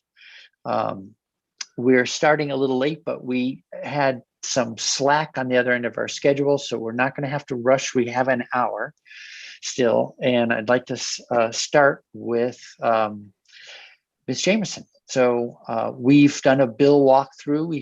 We teed up the conversation with Mr. Alcorn, I think it was, who came in and talked about producer responsibility organization and kind of an alternative management to electronic waste to the current system. And so now we wanted to engage folks that are involved in a variety of different ways. So we'll start with Ms. Jameson, who's heads the division for DEC. So good to see you again, Ms. Jameson. Great, and thank you, Mr. Chair. And for the record, I'm Kathy Jameson, the Solid Waste Program Manager at DEC. And happy Earth Day. So happy to be here on Earth Day to talk about one of our more successful extended producer responsibility programs. So thank you for having me. So I thought I'd try to stay at a higher level and basically cover, three areas of the program. First, fill in some background on what prompted the law originally to be passed, and then how the agency has been implementing the program, and then more specifically with respect to the proposed bill. So with that, I'd like to start that kind of setting the table. The original law for this EPR program, and that's the Extended Producer Responsibility Program, was passed in 2010. So prior to that, residents, businesses, schools in Vermont were having to pay for managing their used electronics. Trying to find a place to recycle it wasn't necessarily as convenient as it is today. And it led to some of those materials being disposed and then other of those materials just being kind of stored up in people's homes while they were waiting for an opportunity to better manage them. And so why is it important that we don't throw these materials in the landfill? They do contain some toxic materials, especially back 10 years ago. We had those large TVs, those large monitors. You might remember those. Well, those contained a fair amount of leaded glass, but there's also other toxic materials in electronics, as well as valuable metals and other resources that, if recycled and reused to produce new devices, that would help us with, assuring that we continue to have these resources, and rather than throwing valuable resources into the landfill. So that's what motivated the law. And at that point in time, if we can go back to that point in time, this is prior to our battery program, our paint program, our mercury added lamp program. It's even before universal recycling. So at that point in time, the legislature voiced an especially strong concern that they wanted all Vermonters to be served by whatever program was developed through this electronic recycling bill. So they did not want it to depend on whichever district you lived in, because at that point in time, there was a lot of inconsistent services being delivered throughout Vermont with respect to solid waste. So that was a big desire of the legislature. And so they started looking at different models, and we were not the leader in electronic waste. Vermont was the 23rd state to pass an electronics waste bill. But the benefit of not being the first one into the pool is that you get to learn and look at the other models out there. And so at first, the legislature looked at models where states were basically assigning manufacturers a certain amount of responsibility to collect a certain number of pounds of used electronics, and then it would be done. We looked at that model. There was concern that not all the state would be served, and it wouldn't necessarily provide year-round collection, because once the manufacturer reached their goal, then they didn't have to collect anymore that year. So then we looked at other states, including Washington and Oregon, and those two states had what we call a convenience-based model. And that's the model that basically the legislature used in passing the bill in 2010. And so basically it provides for a plan where there's convenient collection throughout the state. It has to be collected throughout the year, and it has to be responsibly managed. And so with that, A&R is had to develop what we call the state plan on how the materials would be managed, where it would be collected. We also had to come up with how the materials would be responsibly managed so that we didn't have problems with improper recycling of the materials. And that led to our program that we have today with about 100 collection locations throughout the state. Just to have some comparison with our other programs, our paint EPR programs has 83 year-round collection locations throughout the state, and the primary battery has 142. So unlike our battery and paint and mercury added products programs, there is not a stewardship organization with the current law. And that's because in 2010, the manufacturers really did not want to work together and have a stewardship organization. So the way the law was written is that A&R could contract out the services that basically a stewardship organization would do. And that is, making sure that the e-waste gets collected from all of these locations, transported and properly recycled. And so we've been doing that since the passage of the law. The law also allows for manufacturers who don't want to participate in the state program to opt out and manage their own program. But the law is very clear. If they choose to do that, and they can do that as a group of manufacturers, then they needed to provide consistent services year-round throughout the state. A&R is responsible for making sure that the manufacturers are registered. That's pretty common on all of our EPR programs. We also make sure that the material gets collected, that we trainings for both the collectors and others involved in the program are conducted, as well as public outreach. We have found for our programs to be effective, we really need to continue to make sure the public is well informed about the opportunity to drop off these materials in order to keep them out of the waste stream. It was a little bumpy the first couple of years of implementation, but I will say that it has smoothed down and become a very effective program. We have had high collection rates throughout the entire program. We have the highest, one of the highest, if not the highest per capita collection rate of any state program in the United States. So it continues to be very effective, very good at collecting the e-waste throughout the state.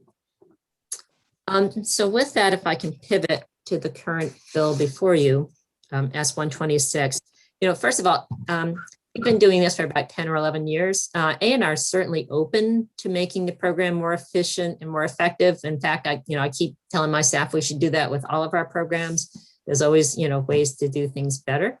So we're definitely open to that.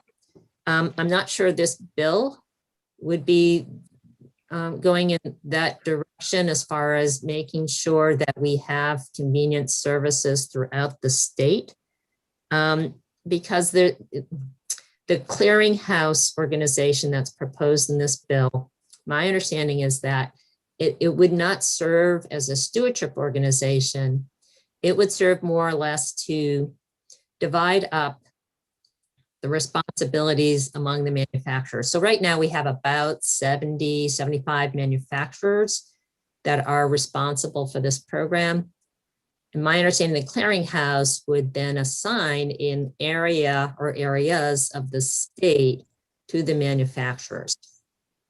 If I understand the bill correctly, the clearinghouse would not, because it's on page 7, would not be responsible for making sure the manufacturer did things that they needed to do in each one of these areas, that would be A&R's responsibility. If I understand it correctly, then A&R would have to make sure that each of these 75 locations then got adequately served and the material that was picked up was being responsibly managed. And so like with our other EPR programs, we have one organization to go to. So I'm just going to use battery as an example. So with our battery program, there's like I said, more than 100 collection locations throughout the state. If there's an issue with under service, we go to the stewardship organization that represents the battery manufacturers collectively. We don't have to go back to, for batteries, Sony or Panasonic or Everready or whoever's making the battery. We go to the core organization and then they make sure that it's being consistently serviced throughout the state. It would be more likely that there could be disruption in services if some of those manufacturers decided or opted to not necessarily fulfill their obligations in the area that was assigned to them. So, my concern would be that there would be towns in Vermont that could have their service disrupted or be underserved. And until A&R could go in and work with that manufacturer and get them on board in fulfilling that obligation, there could be a gap. As opposed to the system right now, we have had a number of manufacturers who we've had to chase down. Their obligation basically is to pay their share based on their market sales. And we've had to chase down some manufacturers. And some of them are like the small little ones that might not have a big presence in the United States, but some of them are the larger ones too. And in order to have a level playing field, you have to make sure everyone is paying their share of the obligation. And so we take that role seriously. And we have, I think, been pretty effective at doing that. So while we are chasing down that money, service, that's kind of like the Vermont residents are not impacted by that. The services keep rolling on, the contract keeps getting paid, we keep paying the contractor, and then while we're chasing down that money. So we're, so it's a reimbursement type program for us. And we're assuring that the service gets made. So that would be, I think, our biggest concern is making sure Vermonters continue to get served.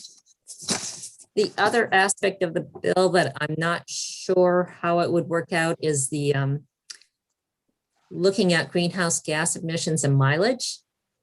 My understanding is more of a hub and spoke type of system where they might have fewer hubs.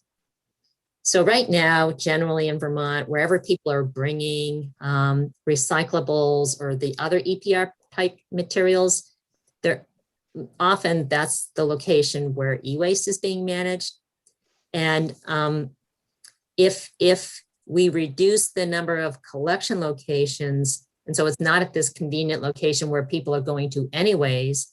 There could be special trips that residents have to take, you know, the spoke to get to the fewer hubs. So there actually could be more miles being driven by the residents while there's fewer miles being driven by the collection trucks. So I'm not sure that model gets us to the goal of having fewer greenhouse emissions. So I think that, you know, we would have to look at that more closely for sure. So in summary, we're open to looking for efficiencies, and we want to make sure that we are being effective and cost effective with the program.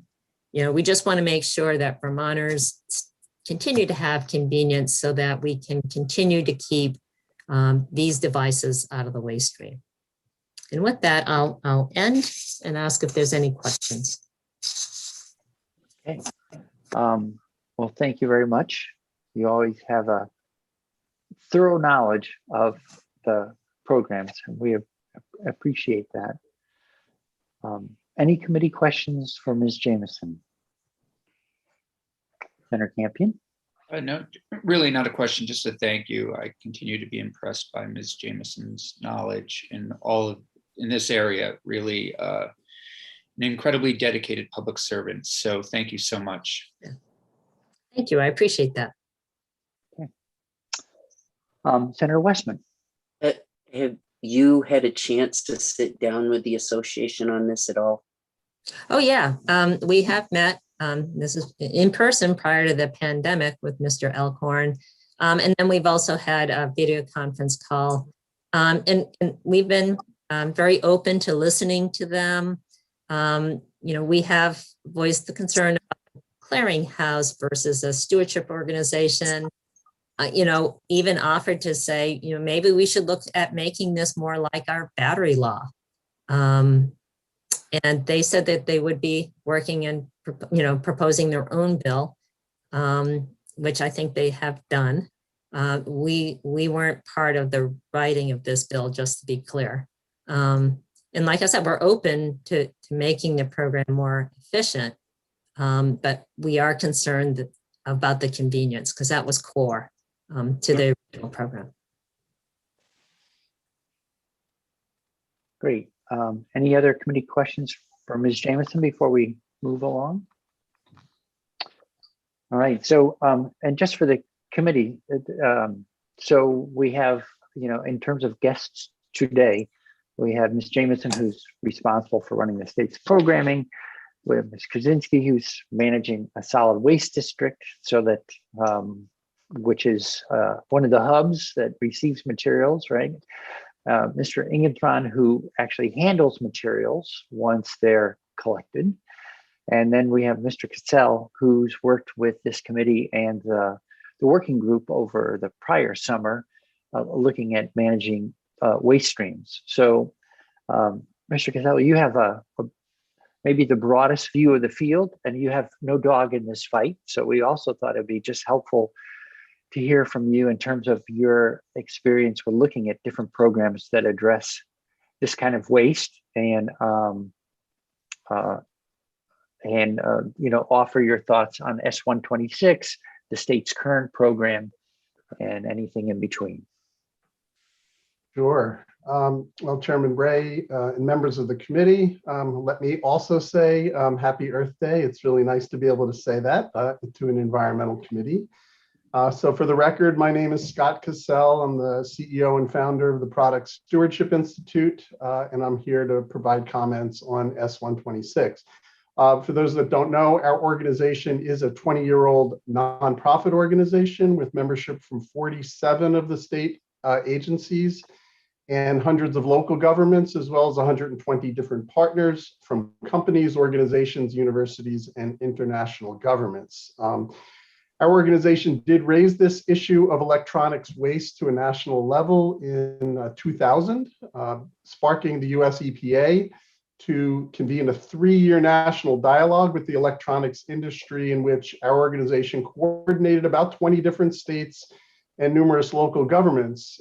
And that dialogue eventually did lead to the 25 different state EPR laws in the country on electronics, including the one in Vermont. And Kathy gave a great overview of the beginnings for Vermont and the program. So since the program's inception, Vermont really has been the leader, certainly one of the leaders in the country on electronics recycling on a per capita basis. In 2015, that was the last time our organization conducted a nationwide comparison of all the different state programs.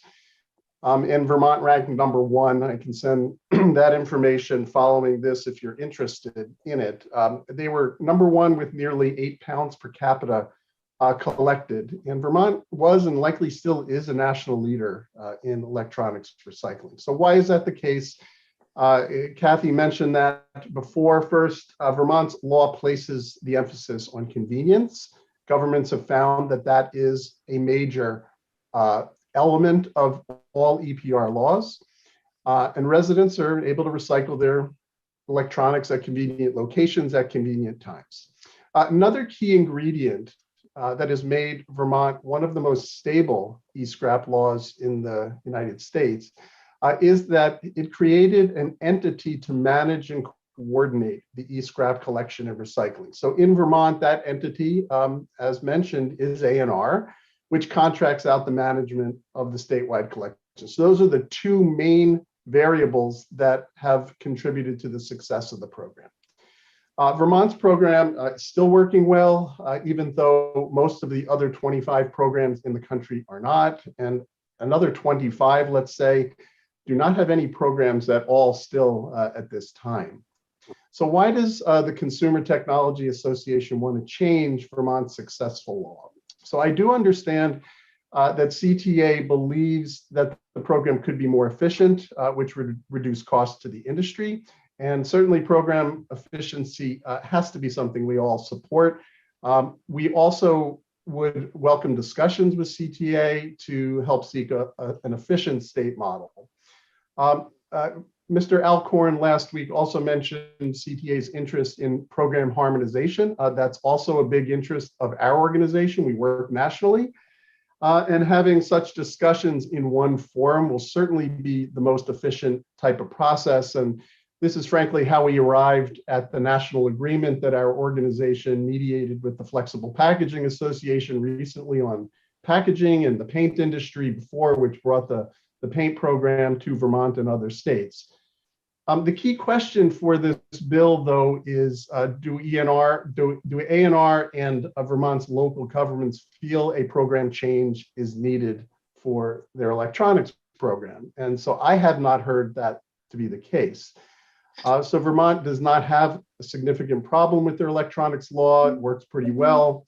So the next question then is, should Vermont state and local governments risk trading what they know works well for a system that is far from proven and might provide little to no gain for A&R and local governments?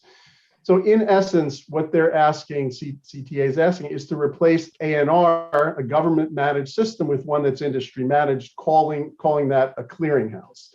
And on its face, let me say that's a reasonable request, because EPR as a concept does encourage industry to manage these programs and to move away from government managed programs if the management is a burden to the state, if that is what the state wants. So our organization is not dogmatic in this fight, as you mentioned. We leave this to A&R and local governments to manage the e-scrap program.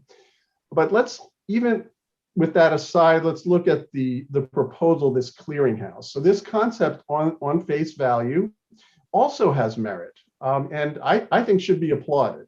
Experience across the United States and globally shows that whenever there are multiple producer responsibility organizations or multiple individual programs, as there are in electronics, there needs to be a central oversight agency. That was one of the original lessons learned in packaging in the 1990s in Europe. So that entity can be a coordinating body like an industry managed clearinghouse, or it can be one managed by the state. So as Kathy mentioned, since the electronics industry did not set one up 16 years ago when these programs first started to be developed, the states stepped in, like Vermont, Maine, Connecticut, Oregon, and Washington. And due to that greater government control, that becomes one of the reasons why your program and those other ones are the highest performing nationally. So we have studied this concept of the clearinghouse in the United States, which is in Illinois. One of our board members is from Illinois, helped negotiate this arrangement with local governments there and the Consumer Technology Association a few years ago. So the reason that they made the change in Illinois was because their electronics law was not working. They did have the kind of law Kathy mentioned, where the collection was on the amount of electronics collected. They had a performance goal. When that performance goal was reached, the industry stopped collecting, so it was a real mess. Their rate was actually less than half the rate of collection of Vermont's when we did our last analysis in 2015. So for this reason, Illinois did need a fix, and that fix became the clearinghouse. It did provide a better program for Illinois. It does provide a viable solution for Illinois local governments. They have 102 counties. They have lots of different collections. And I spoke to people yesterday. They mentioned that 85% of the population does have access there, but 15% doesn't. They're still working through with CTA how to get more coverage in that program. And I think Mr. Alcorn mentioned that last time. They're still working out some of the kinks. So lastly, I just wanted to comment on the intentions for modulated fees that were mentioned last week to provide incentives to encourage greener practices among manufacturers. This step, let me say, on the face should also be encouraged. However, the concept as it was described last week to the committee does not really align with how it is being practiced in Europe, where the term originated, and in the United States, where this concept is being introduced in packaging EPR bills and other new bills. And I have just a little bit more left, and then I'll be complete here.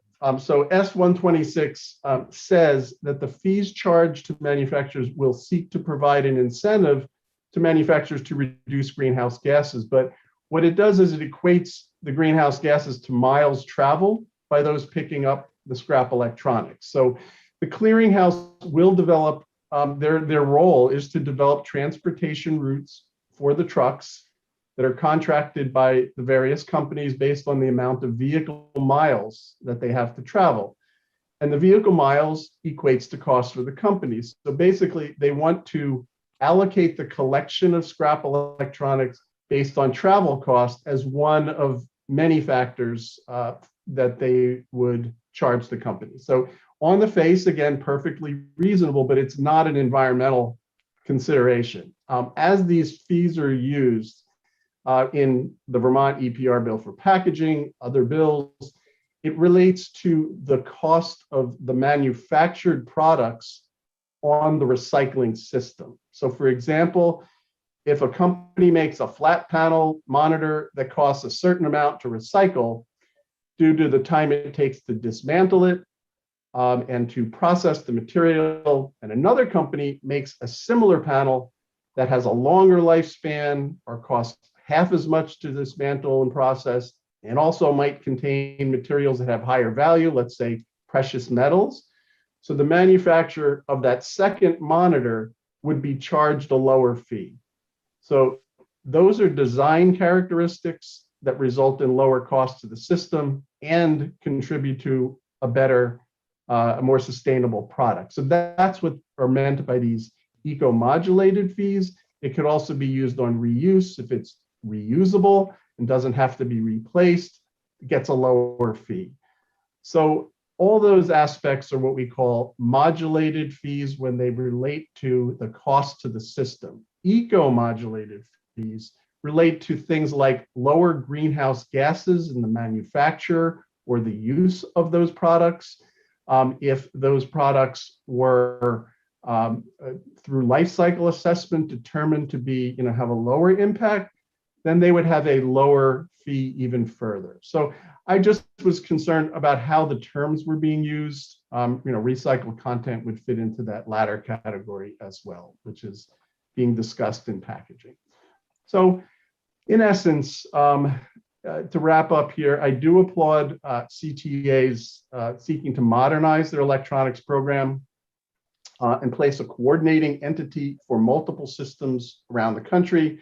It's a good thing, but I do wonder why they want to modernize one of the country's best performing programs and not start modernizing the EPR laws in those states that perform at the bottom, or those 25 states that don't have an EPR law for electronics at all.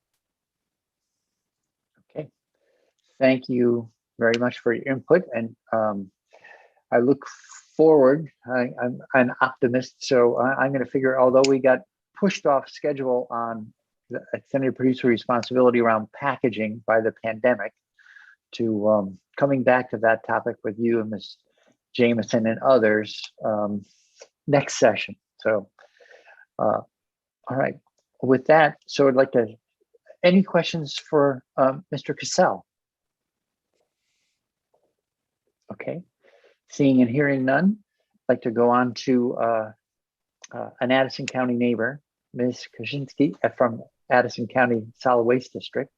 Good morning. Good to see you again. Thanks for joining us. So you're in the thick of this because you're a receiving station for all these materials. Yes, we are. My name is Teresa Kaczynski. I'm the district manager for the Addison County Solid Waste Management District. Thank you for inviting me today, Mr. Chair, committee members. We provide solid waste management for 21 towns, seasonal population of approximately 38,000.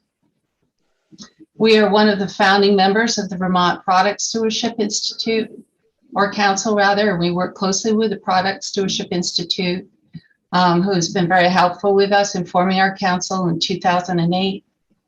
We worked on the original EPR law for electronics in Vermont. And we have served as a collection site at our district owned and operated transfer station in Middlebury since the inception of the program. As a collector, I wanted to speak to the fact that our opinion is that Vermont eCycles program is a popular and effective example of an EPR law. In 2011, the first implementation year of the Vermont law, the statewide goal for covered devices only was 5.5 pounds per capita. In 2010, the district's per capita collection rate for e-waste was 5.8 pounds. In 2011, our district per capita collection rate jumped to 10.9 pounds per capita under the Vermont eCycles program. So total tons of e-waste covered and non-covered items collected by the district transfer station went from 91 tons in 2010 up to 170 tons in 2011 as a direct result of Vermont eCycles law. It not only attracted more covered items from the public, but also the non-covered items increased. So we continue to serve as a registered collector of e-waste under this EPR program. We receive compensation of 8 cents per pound for the covered items in the program. In 2020, NSER compensated the district a total of $11,962.32 to pay for the collection, transport, and recycling of the 149,979 pounds of covered items under the law. The new bill is aimed at, The new bill is aimed at removing A&R's administrative role in favor of an industry-led initiative known as a manufacturer's clearinghouse. This is a new model for e-waste management in the United States, and there is no precedent to illustrate its potential effects in Vermont. We're concerned that this effort, which appears to be designed to lower the administrative costs of Vermont's already successful program, may result in collection coverage gaps, especially in rural areas. The universal recycling law, as well as the Vermont eCycles program, establish the need for convenience standard and consistency in coverage throughout the state. The district is concerned about any reduced coverage in the state. A new model that establishes a minimum trailer load, for example, for a pickup would be problematic for rural areas that do not have the ability to store their e-waste for a long period of time.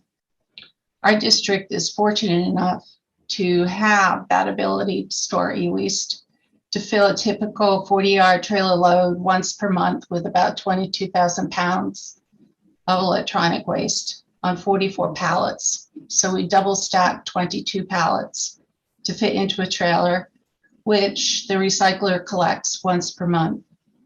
We have a facility with the ability to wait until a trailer is full before calling a contractor.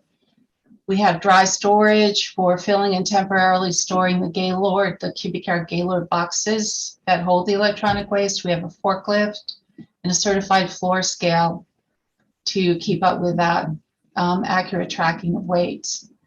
So after, I agree with Kathy Jameson that after a little bit of a rocky start with a new program this progressive, we've been functioning quite well. We're very happy with the way things are going currently. Our facility is capable of keeping up with the volume and with good point answer responsiveness with pickups, as well as documentation. Another concern with a reduction in the number of collectors would be that the public in those underserved rural areas would have to bring their e-waste to a larger facility at a further distance. This would have the potential to overwhelm those larger facilities. And it would also increase greenhouse gas emissions for individual vehicles to travel longer distance to haul their own e-waste. I don't think that that's a good thing. Finally, the district is concerned about the potential for a new manufacturer clearinghouse plan to renegotiate and possibly lower the compensation rate for collectors. The district's made a significant investment of labor and equipment and training as an e-waste collector, not to mention the administrative tracking that our staff performs on a regular basis. The Vermont e-cycles program compensates us for those costs. We would need some assurances that fair compensation would be provided under a new system. Thank you for allowing us to share our concerns with the committee this morning, and I'll be glad to answer any questions that you may have. Okay, thank you very much. Any committee questions about the collection system and collectors out there? Okay, great. Thank you, Mr. Kaczynski. Good to see you. And now we'll go to another part of the ecosystem. Mr. Ingenthon, good morning. Good to see you again. Maybe you could introduce yourself to the committee again and fill us in on your role in this system.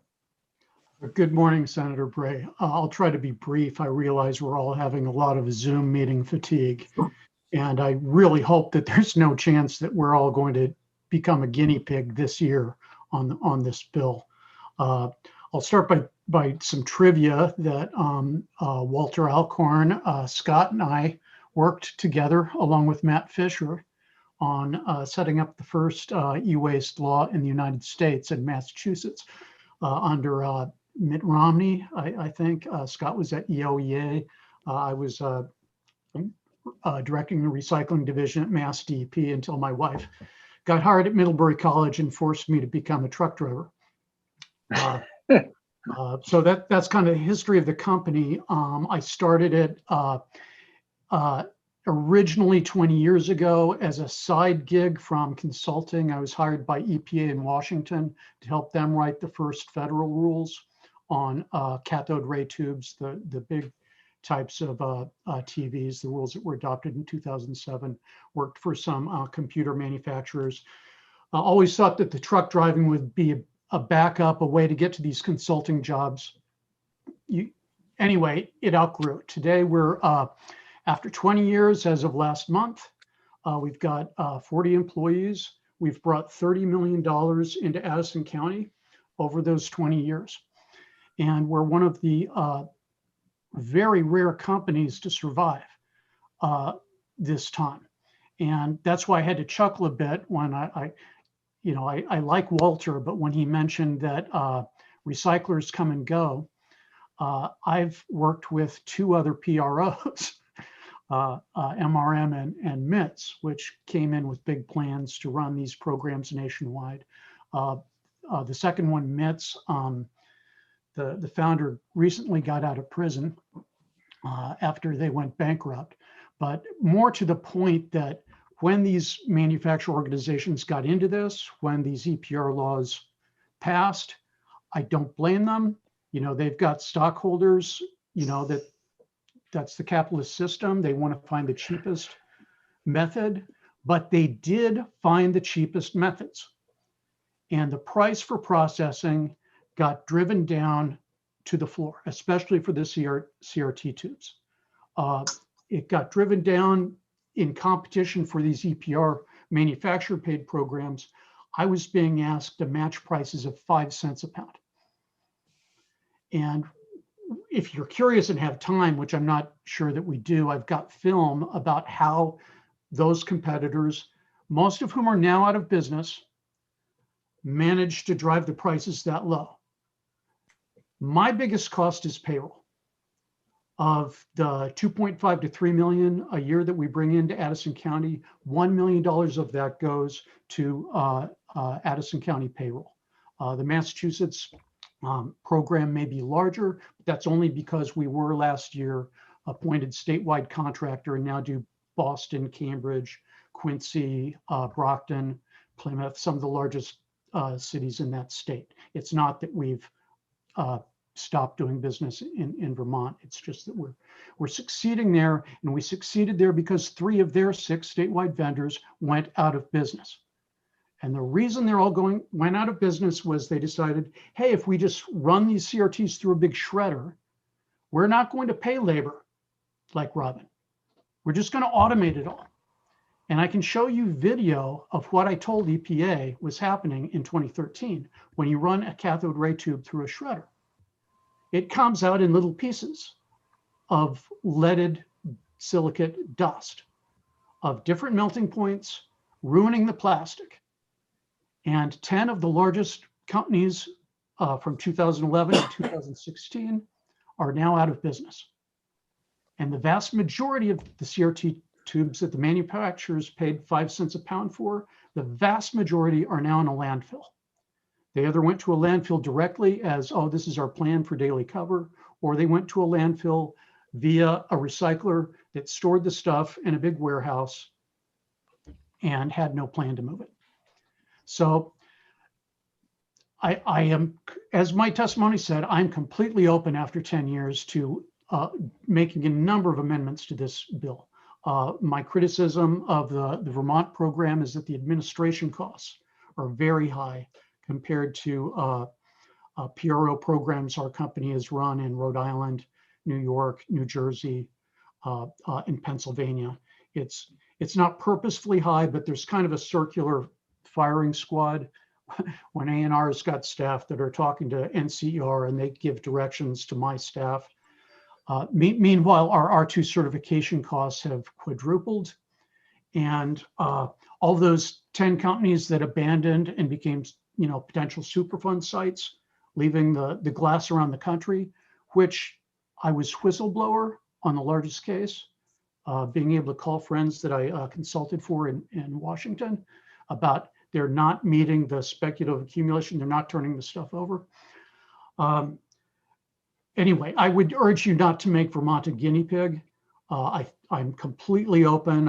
I've ran a manufacturer opt-out program for 1 year here in Vermont, and I would reiterate, I'm much happier when Kathy is chasing the very large non-paying Asian firms for the money than when I had to. I had to mortgage my house, and my kids had to go to a different college that year. It was no fun, and I really appreciate knowing that we've got a solid program with the legislature and A&R behind it. Thanks, and if there's any questions, I'm around. Okay. Any committee questions for Mr. Ingenthal? I have one. So I don't know much about the toxicity of a shredded cathode ray tube or other or disassembled in other ways. Can you just say a little something? This is like general knowledge for this committee. Like what's it going on in a CRT and what are the issues in terms of handling them?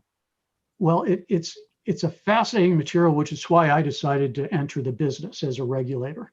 Because initially people, Scott will remember, we're talking about comparing the cathode ray tubes to a light bulb, but light bulbs can't be repaired, don't last for 25 years, but more importantly, the lead inside the cathode ray tube isn't dust, it's vitrified, which means it's chemically bound in the glass and will not leach at all.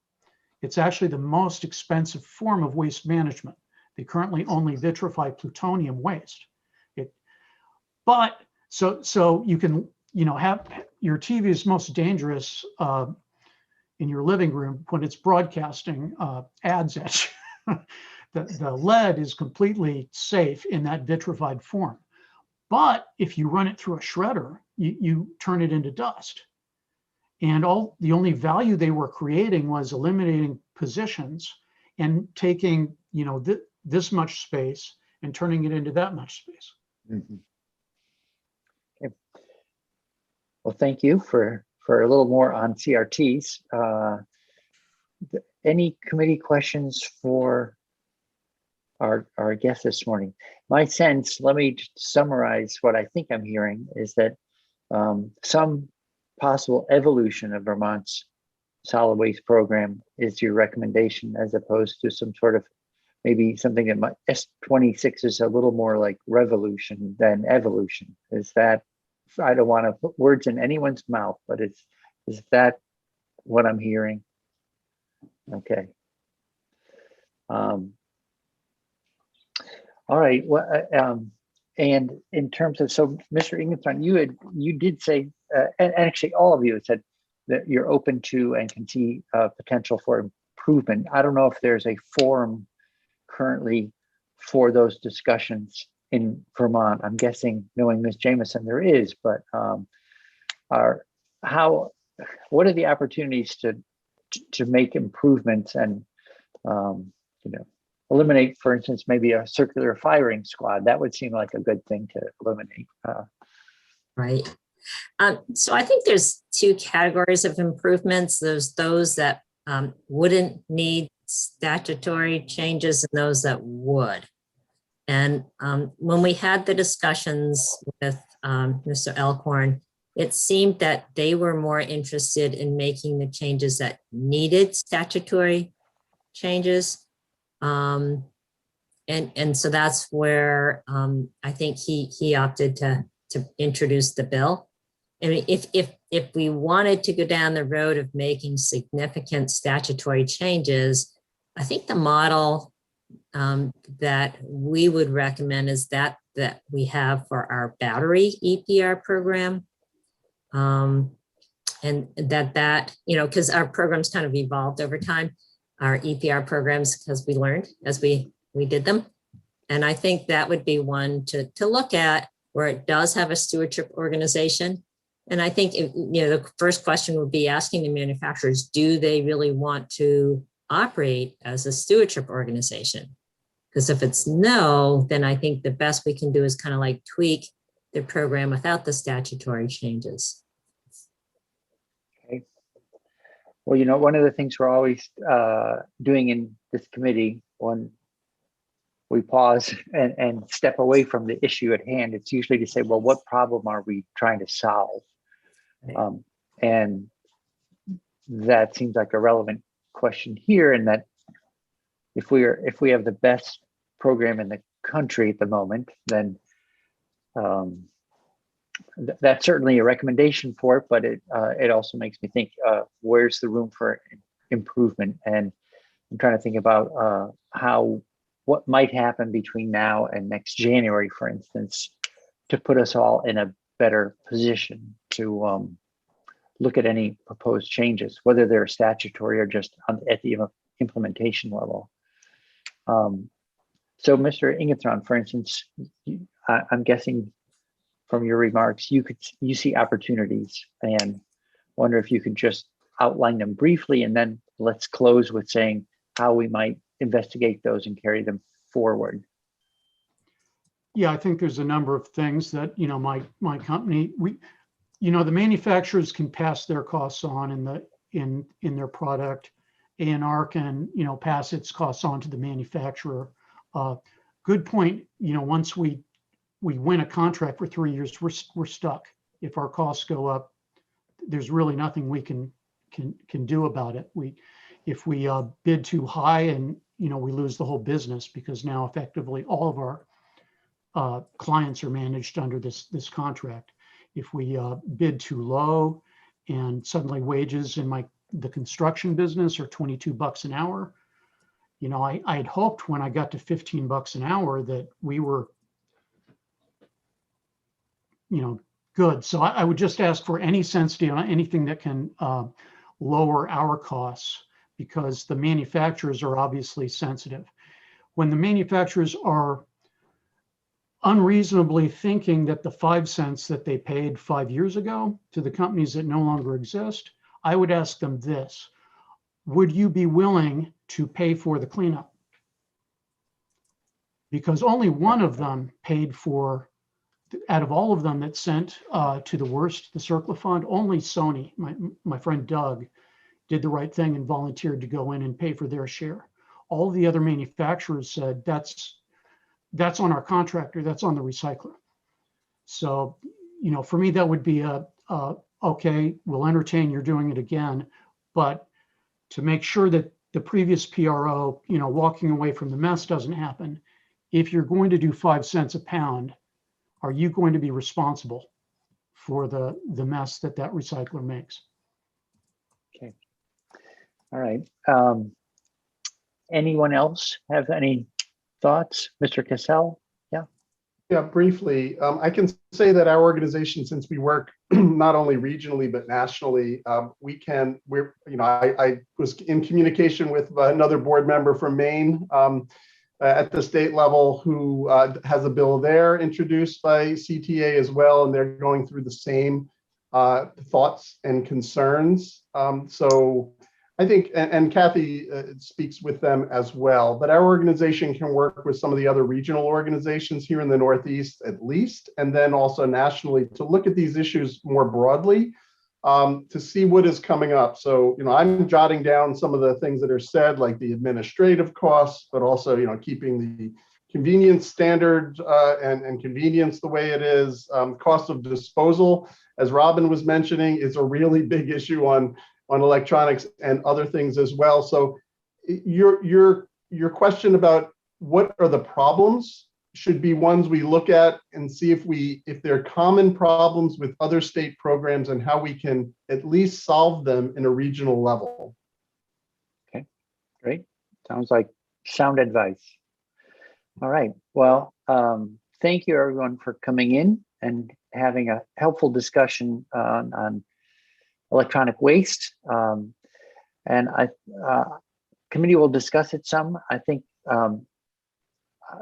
my thought at the moment, and we'll see where the committee goes, is that maybe we can follow up with Ms. Jamison to ensure that there's an ongoing discussion that would help us be prepared to make possible improvements that were widely considered to be improvements next year. I know where this session is winding down. So my sense is that the most helpful thing we can do is continue the work in some way over the summer and take the best thinking that comes out of that and carry that into the next session in January of 22. Senator Campion. So, Mr. Chair, just to clarify that, so we would come back and then continue to work on the bill, not just, or are you saying work to give Ms. Jamison direction and she works to improve it within her work agency? And that's it. Yeah, I'm thinking more broadly. So more of so let's have a committee. I don't want to, I'm thinking and learning thinking aloud and learning on the fly right here. So let's have a committee discussion and Okay. that'd be see where we land. And, you know, my goal is just to put us in a better position to think about this if we're going to act next January, you know, so. Right. So, okay, great. Well, with that, thanks, Senator Westman. This is your bill, so let me check in with you before we have all our guests signing off. Any final comments or questions, anything like that? And or how does that plan sound to you? Getting us ready for next session. I think that a discussion with Ms. Jameson and the DC is a great idea. Okay, great. All right, so thank you again, everyone. And good to see you all. With that, thank you. We are. This is we have Chair Sneling from the NRB back with us this morning. So my mistake, I didn't realize Senator McCormick had some discussion he wanted to have with the nominee, and as you are going to be the reporter. Oh, there's that Picasso again. So I'd like to turn it over to Senator McCormick and to lead any kind of follow-up discussion. By the way, Senator McCormick, you're muted at the moment. I was just saying I'm scared now, Senator. Well, We're old friends. Diane and I have sat next to one another in two different committees, and I think I still have a couple of your cartoons. So I know I still have some of your little pieces of paper that you give to the pages with wisdom. Wisdom and philosophy. Yes. Yeah, I missed that. Okay, well, look, as chair of the now Natural Resources Board, you have several different areas that were different people you deal with.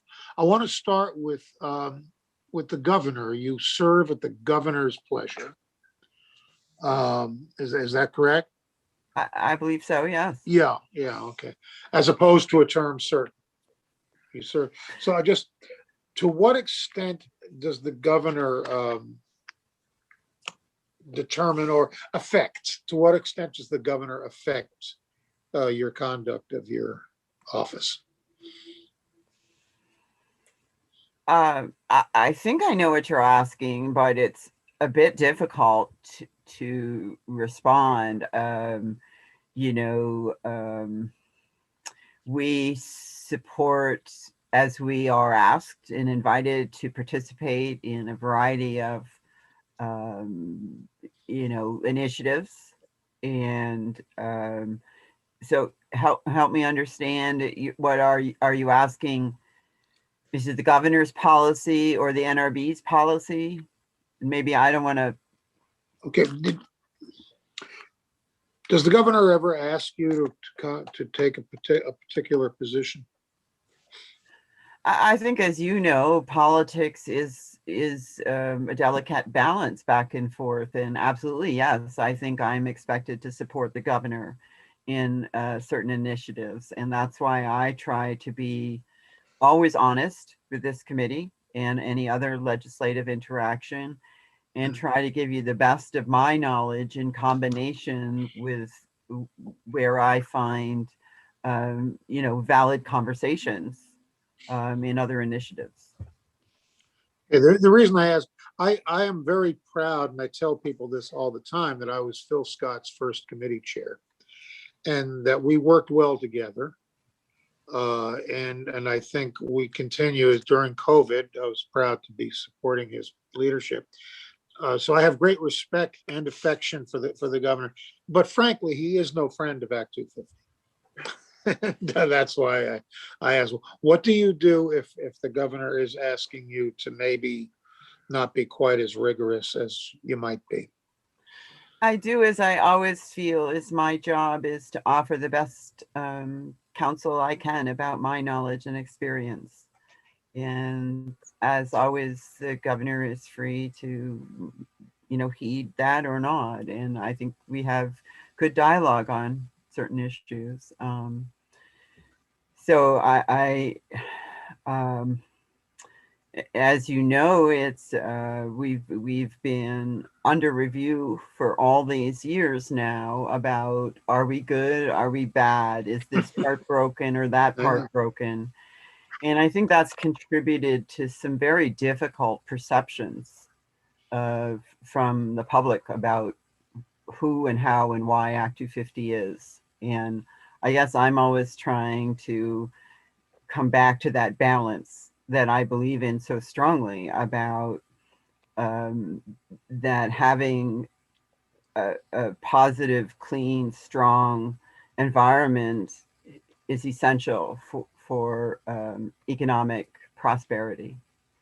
So I see a balance, and I try to bring that perspective to things that are proposed. And I'm trying to be as straightforward as I can. I'm heartened to hear you say that, because often we're told we should be willing to compromise on Act 250. And my answer is always, going back to Dean Davis, Act 250 is a compromise. It was a balancing act to begin with. I'm not sure I like the word compromise. I really much prefer balance. I mean, balance. Okay, balance. I'll accept. Yeah, no, I think you're right about that. There's great beauty in balance, Senator. I know you know that. There's great beauty in balance. And Yes. and it's not, that doesn't mean to imply it's easy. And that's why I am so eager to have the conversations about what does it really take to have the right amount of regulation to promote the projects that should be promoted, and to have the least amount of regulation do the greatest level of public service, if you will. Let's turn our attention elsewhere. Beside another one of your functions is you're sort of the chief executive of the whole Act 250 operation. In other words, the district commissions and the staffing. In your view, are we adequately staffed out there in Vermont? Are the say, let's just say district coordinators? Do we have enough district coordinators right now? Okay, I did speak to this earlier, Senator. I mean, right now we have 8 district coordinators and a state coordinator. That is 9 coordinators, if you will. Is it enough? You have to take in the ups and downs of our workload. And I have tried, based on data of projects in and project out in each and every district, to balance that to the best of my ability. I believe if I had additional coordinators right now, I wouldn't need them at another time, if you follow me. So I'm trying to distribute the workload in a way that makes sense. And I will say also that certainly COVID has promoted a remote interaction that's very successful. So it has been possible to have those conversations. So we often hear, I hear colleagues, it used to be people like people who were openly hostile to Act 250 used to say, we're not going to affect the 10 criteria, we're just going to streamline the process. I hear that now from members of my own caucus. Young folks explaining to an old man this brand new, exciting new idea, which sounds not only familiar, but very, very, very old. But in any case, would you talk about your understanding of the relationship between the criteria and the process? I'll give you a hint. I mean, my answer always is Act 250. So we're going to leave Act 250 alone, just streamline the process. My answer is, it is a process. Act 250 is 50% process. But would you comment, how do you see the relationship between process and content? or the criteria in the process? I think they're completely interwoven, Senator. You know, Act 250 has become institutionalized in its approach in terms of process in many positive ways, as well as some that people point to could be definitely improved. But looking at the criteria as the guide to the review, it's embedded in the process, is the review of the criteria. So I'm feeling like I'm not sure. I don't want to try to distinguish, if you will, between the content, because the content is the criteria. Yeah. Do you see ways to, how do you see streamlining that doesn't provide less scrutiny of the criteria? Or is there such a thing? Your colleagues may remember that whenever the word streamlining was used in committee when I was a member, I would say, please, let's not do any streamlining. Streamlining makes streams go faster. I understand the concept, but absolutely in an environmental context, I don't think that's what we want to do. I think what we want to do is sort through what we really need to know in terms of regulatory review. What is it that most contributes to that mitigation of impacts, right? Do we need all the information we ask for? What do we do with all that information?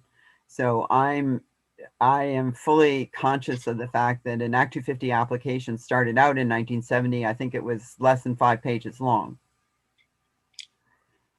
You know, obviously things are much more complicated now and require much more detail, but the question I ask constantly is, you know, what's the level of the project that requires how much review, and which is to make the right review fit the project. Do you you have advocated, I think, for oh, you said earlier you don't like the term professional board because it's already professional, but for a full-time board. How do you reconcile that with, and of course, maybe Dean Davis's vision in this particular instance has lasted 50 years and is time to be reconsidered. But the idea was that the professionals like at A&R could be advisors, and the coordinators are professionals to expedite the process, but that the actual power and decision making would be in the hands of citizens, that it would be not bureaucratic or political, but that it would be a citizen process.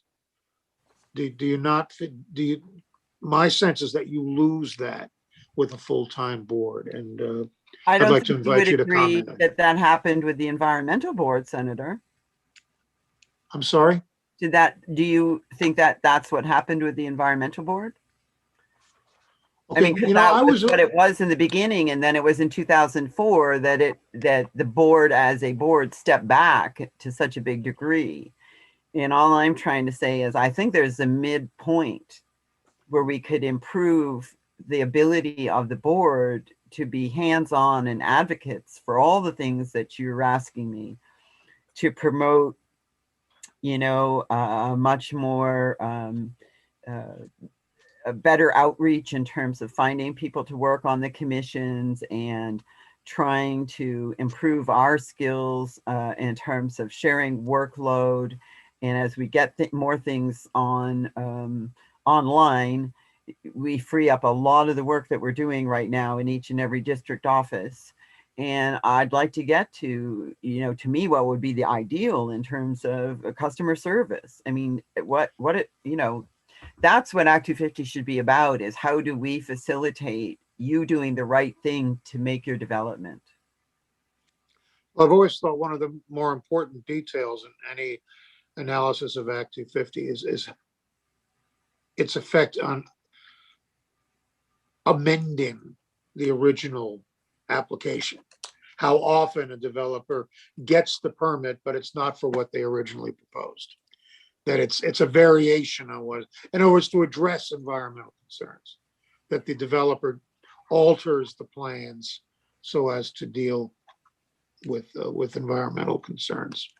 I see that as very positive, just as I Yes. do when developers engage with their neighbors and the community and say, look, we're planning this thing. How can we make it fit in your view of your town? And that work is always well spent. One last question. I'm aware of the time, Mr. Chairman, and I'll try to wrap this up. I want to thank you for coming back. Oh, you're very welcome. You said you were scared. I wasn't out to get you, Diane. I was out to, my sense was that I my due diligence. I see that, Senator, only because we know each other. Okay. How do you feel about exemptions, Act 250 exemptions as an incentive?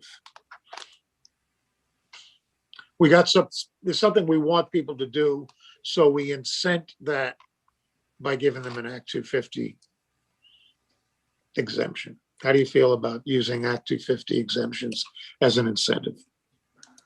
Well, I think you know how I feel about it. I as I've said earlier, I think the premise should be, how do we fit the right amount of regulation to the project? And I guess exemptions imply you're not paying attention to the environment in some way. And I know that there's been a lot of conversation about what those incremental standards might be. But I guess I certainly want to see us maintain our high standards to the environment. So I'm not quite sure how that happens in the proposed scenarios, but you know, obviously A&R does a lot of investigation and research into how to mitigate things, but they don't have the opportunity to put all those pieces together the way Act 250 does. So I think they work very well together, quite honestly. And if the question is how do we make it more effective, I would say, please, let's have better communication. Let's expand our communication. I know that seems like, you know, pretty basic, but. Thank you, Diane. That's not for. Senator. Thank you, Madam Chair. And thank you, Senator. Mr. Chairman, thank you. Thank you. All right. Any other questions to Chair Snelling from the committee? Okay, so this is the. I'm here all day if you need me back. All right. Thank you very much. If something occurs to us, we'll reach out. Okay. Thanks. Bye. Mr. Chair. Yes, sir. I move to confirm former Senator Snelling. Okay. The question is, the motions are made to confirm Diane Sneling is chair of the NRB for another term. Is there any further discussion today? Would that mean we wouldn't be calling her back again today? Well, we might want to confirm that she's going to accept the confirmation. If there's no further discussion, I'd ask the clerk to call the roll, please. Absolutely. Senator McCormick. Yes. Senator McDonald. Yes. Senator Westman. Yes. Senator Campion votes yes. Senator Bray. Yes, thank you. All right. 5-0. Thank you. And Senator McCormick, you are the reporter. Yes. Thank you, Chair Snelling. Congratulations or condolences. Congratulations. Or a combination of the two.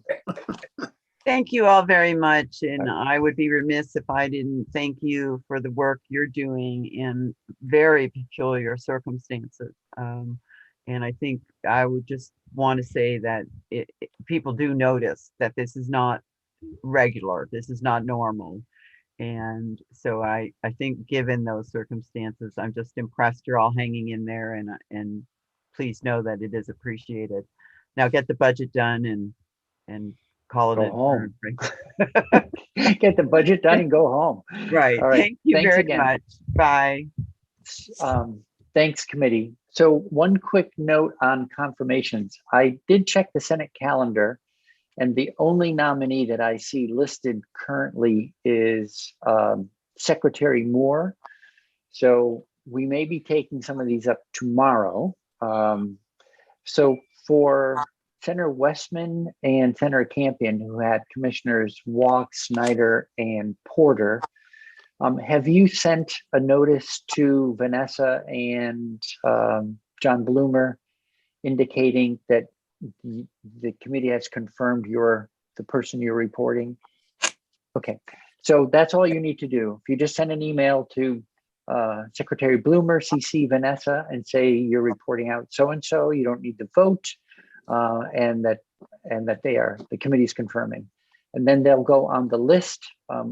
These are all, and your reportees, same for Senator McCormick. These folks are all people that will get a floor report, so you'll see their name in the calendar underlined. If you do it today, they may get taken up tomorrow. I don't know how many we'll take up. Last week we must have done 10. So we all set on procedure. Just an email to Bloomer with your name and appointee, and then you'll get called on one of these Fridays. Include a vote count. I always do, and Secretary Bloomer said we didn't need it. I guess it's and most people actually include the vote count on the floor, because I've never heard almost anything other than unanimous. All right, so thank you everyone for hanging in there. We stayed a little late, so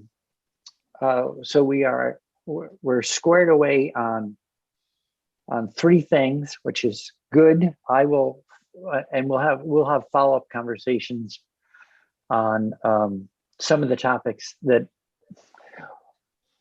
we touched on today. For instance, maybe the most important one is rather than a point edit to our amendment going to the capital bill on making sure that rulemaking addresses traditionally disadvantaged communities, that let's find a way to work on that in a broader way, more like Senator McCormick's history lesson. Okay, and with that, we have wrapped up. Thank you, everyone.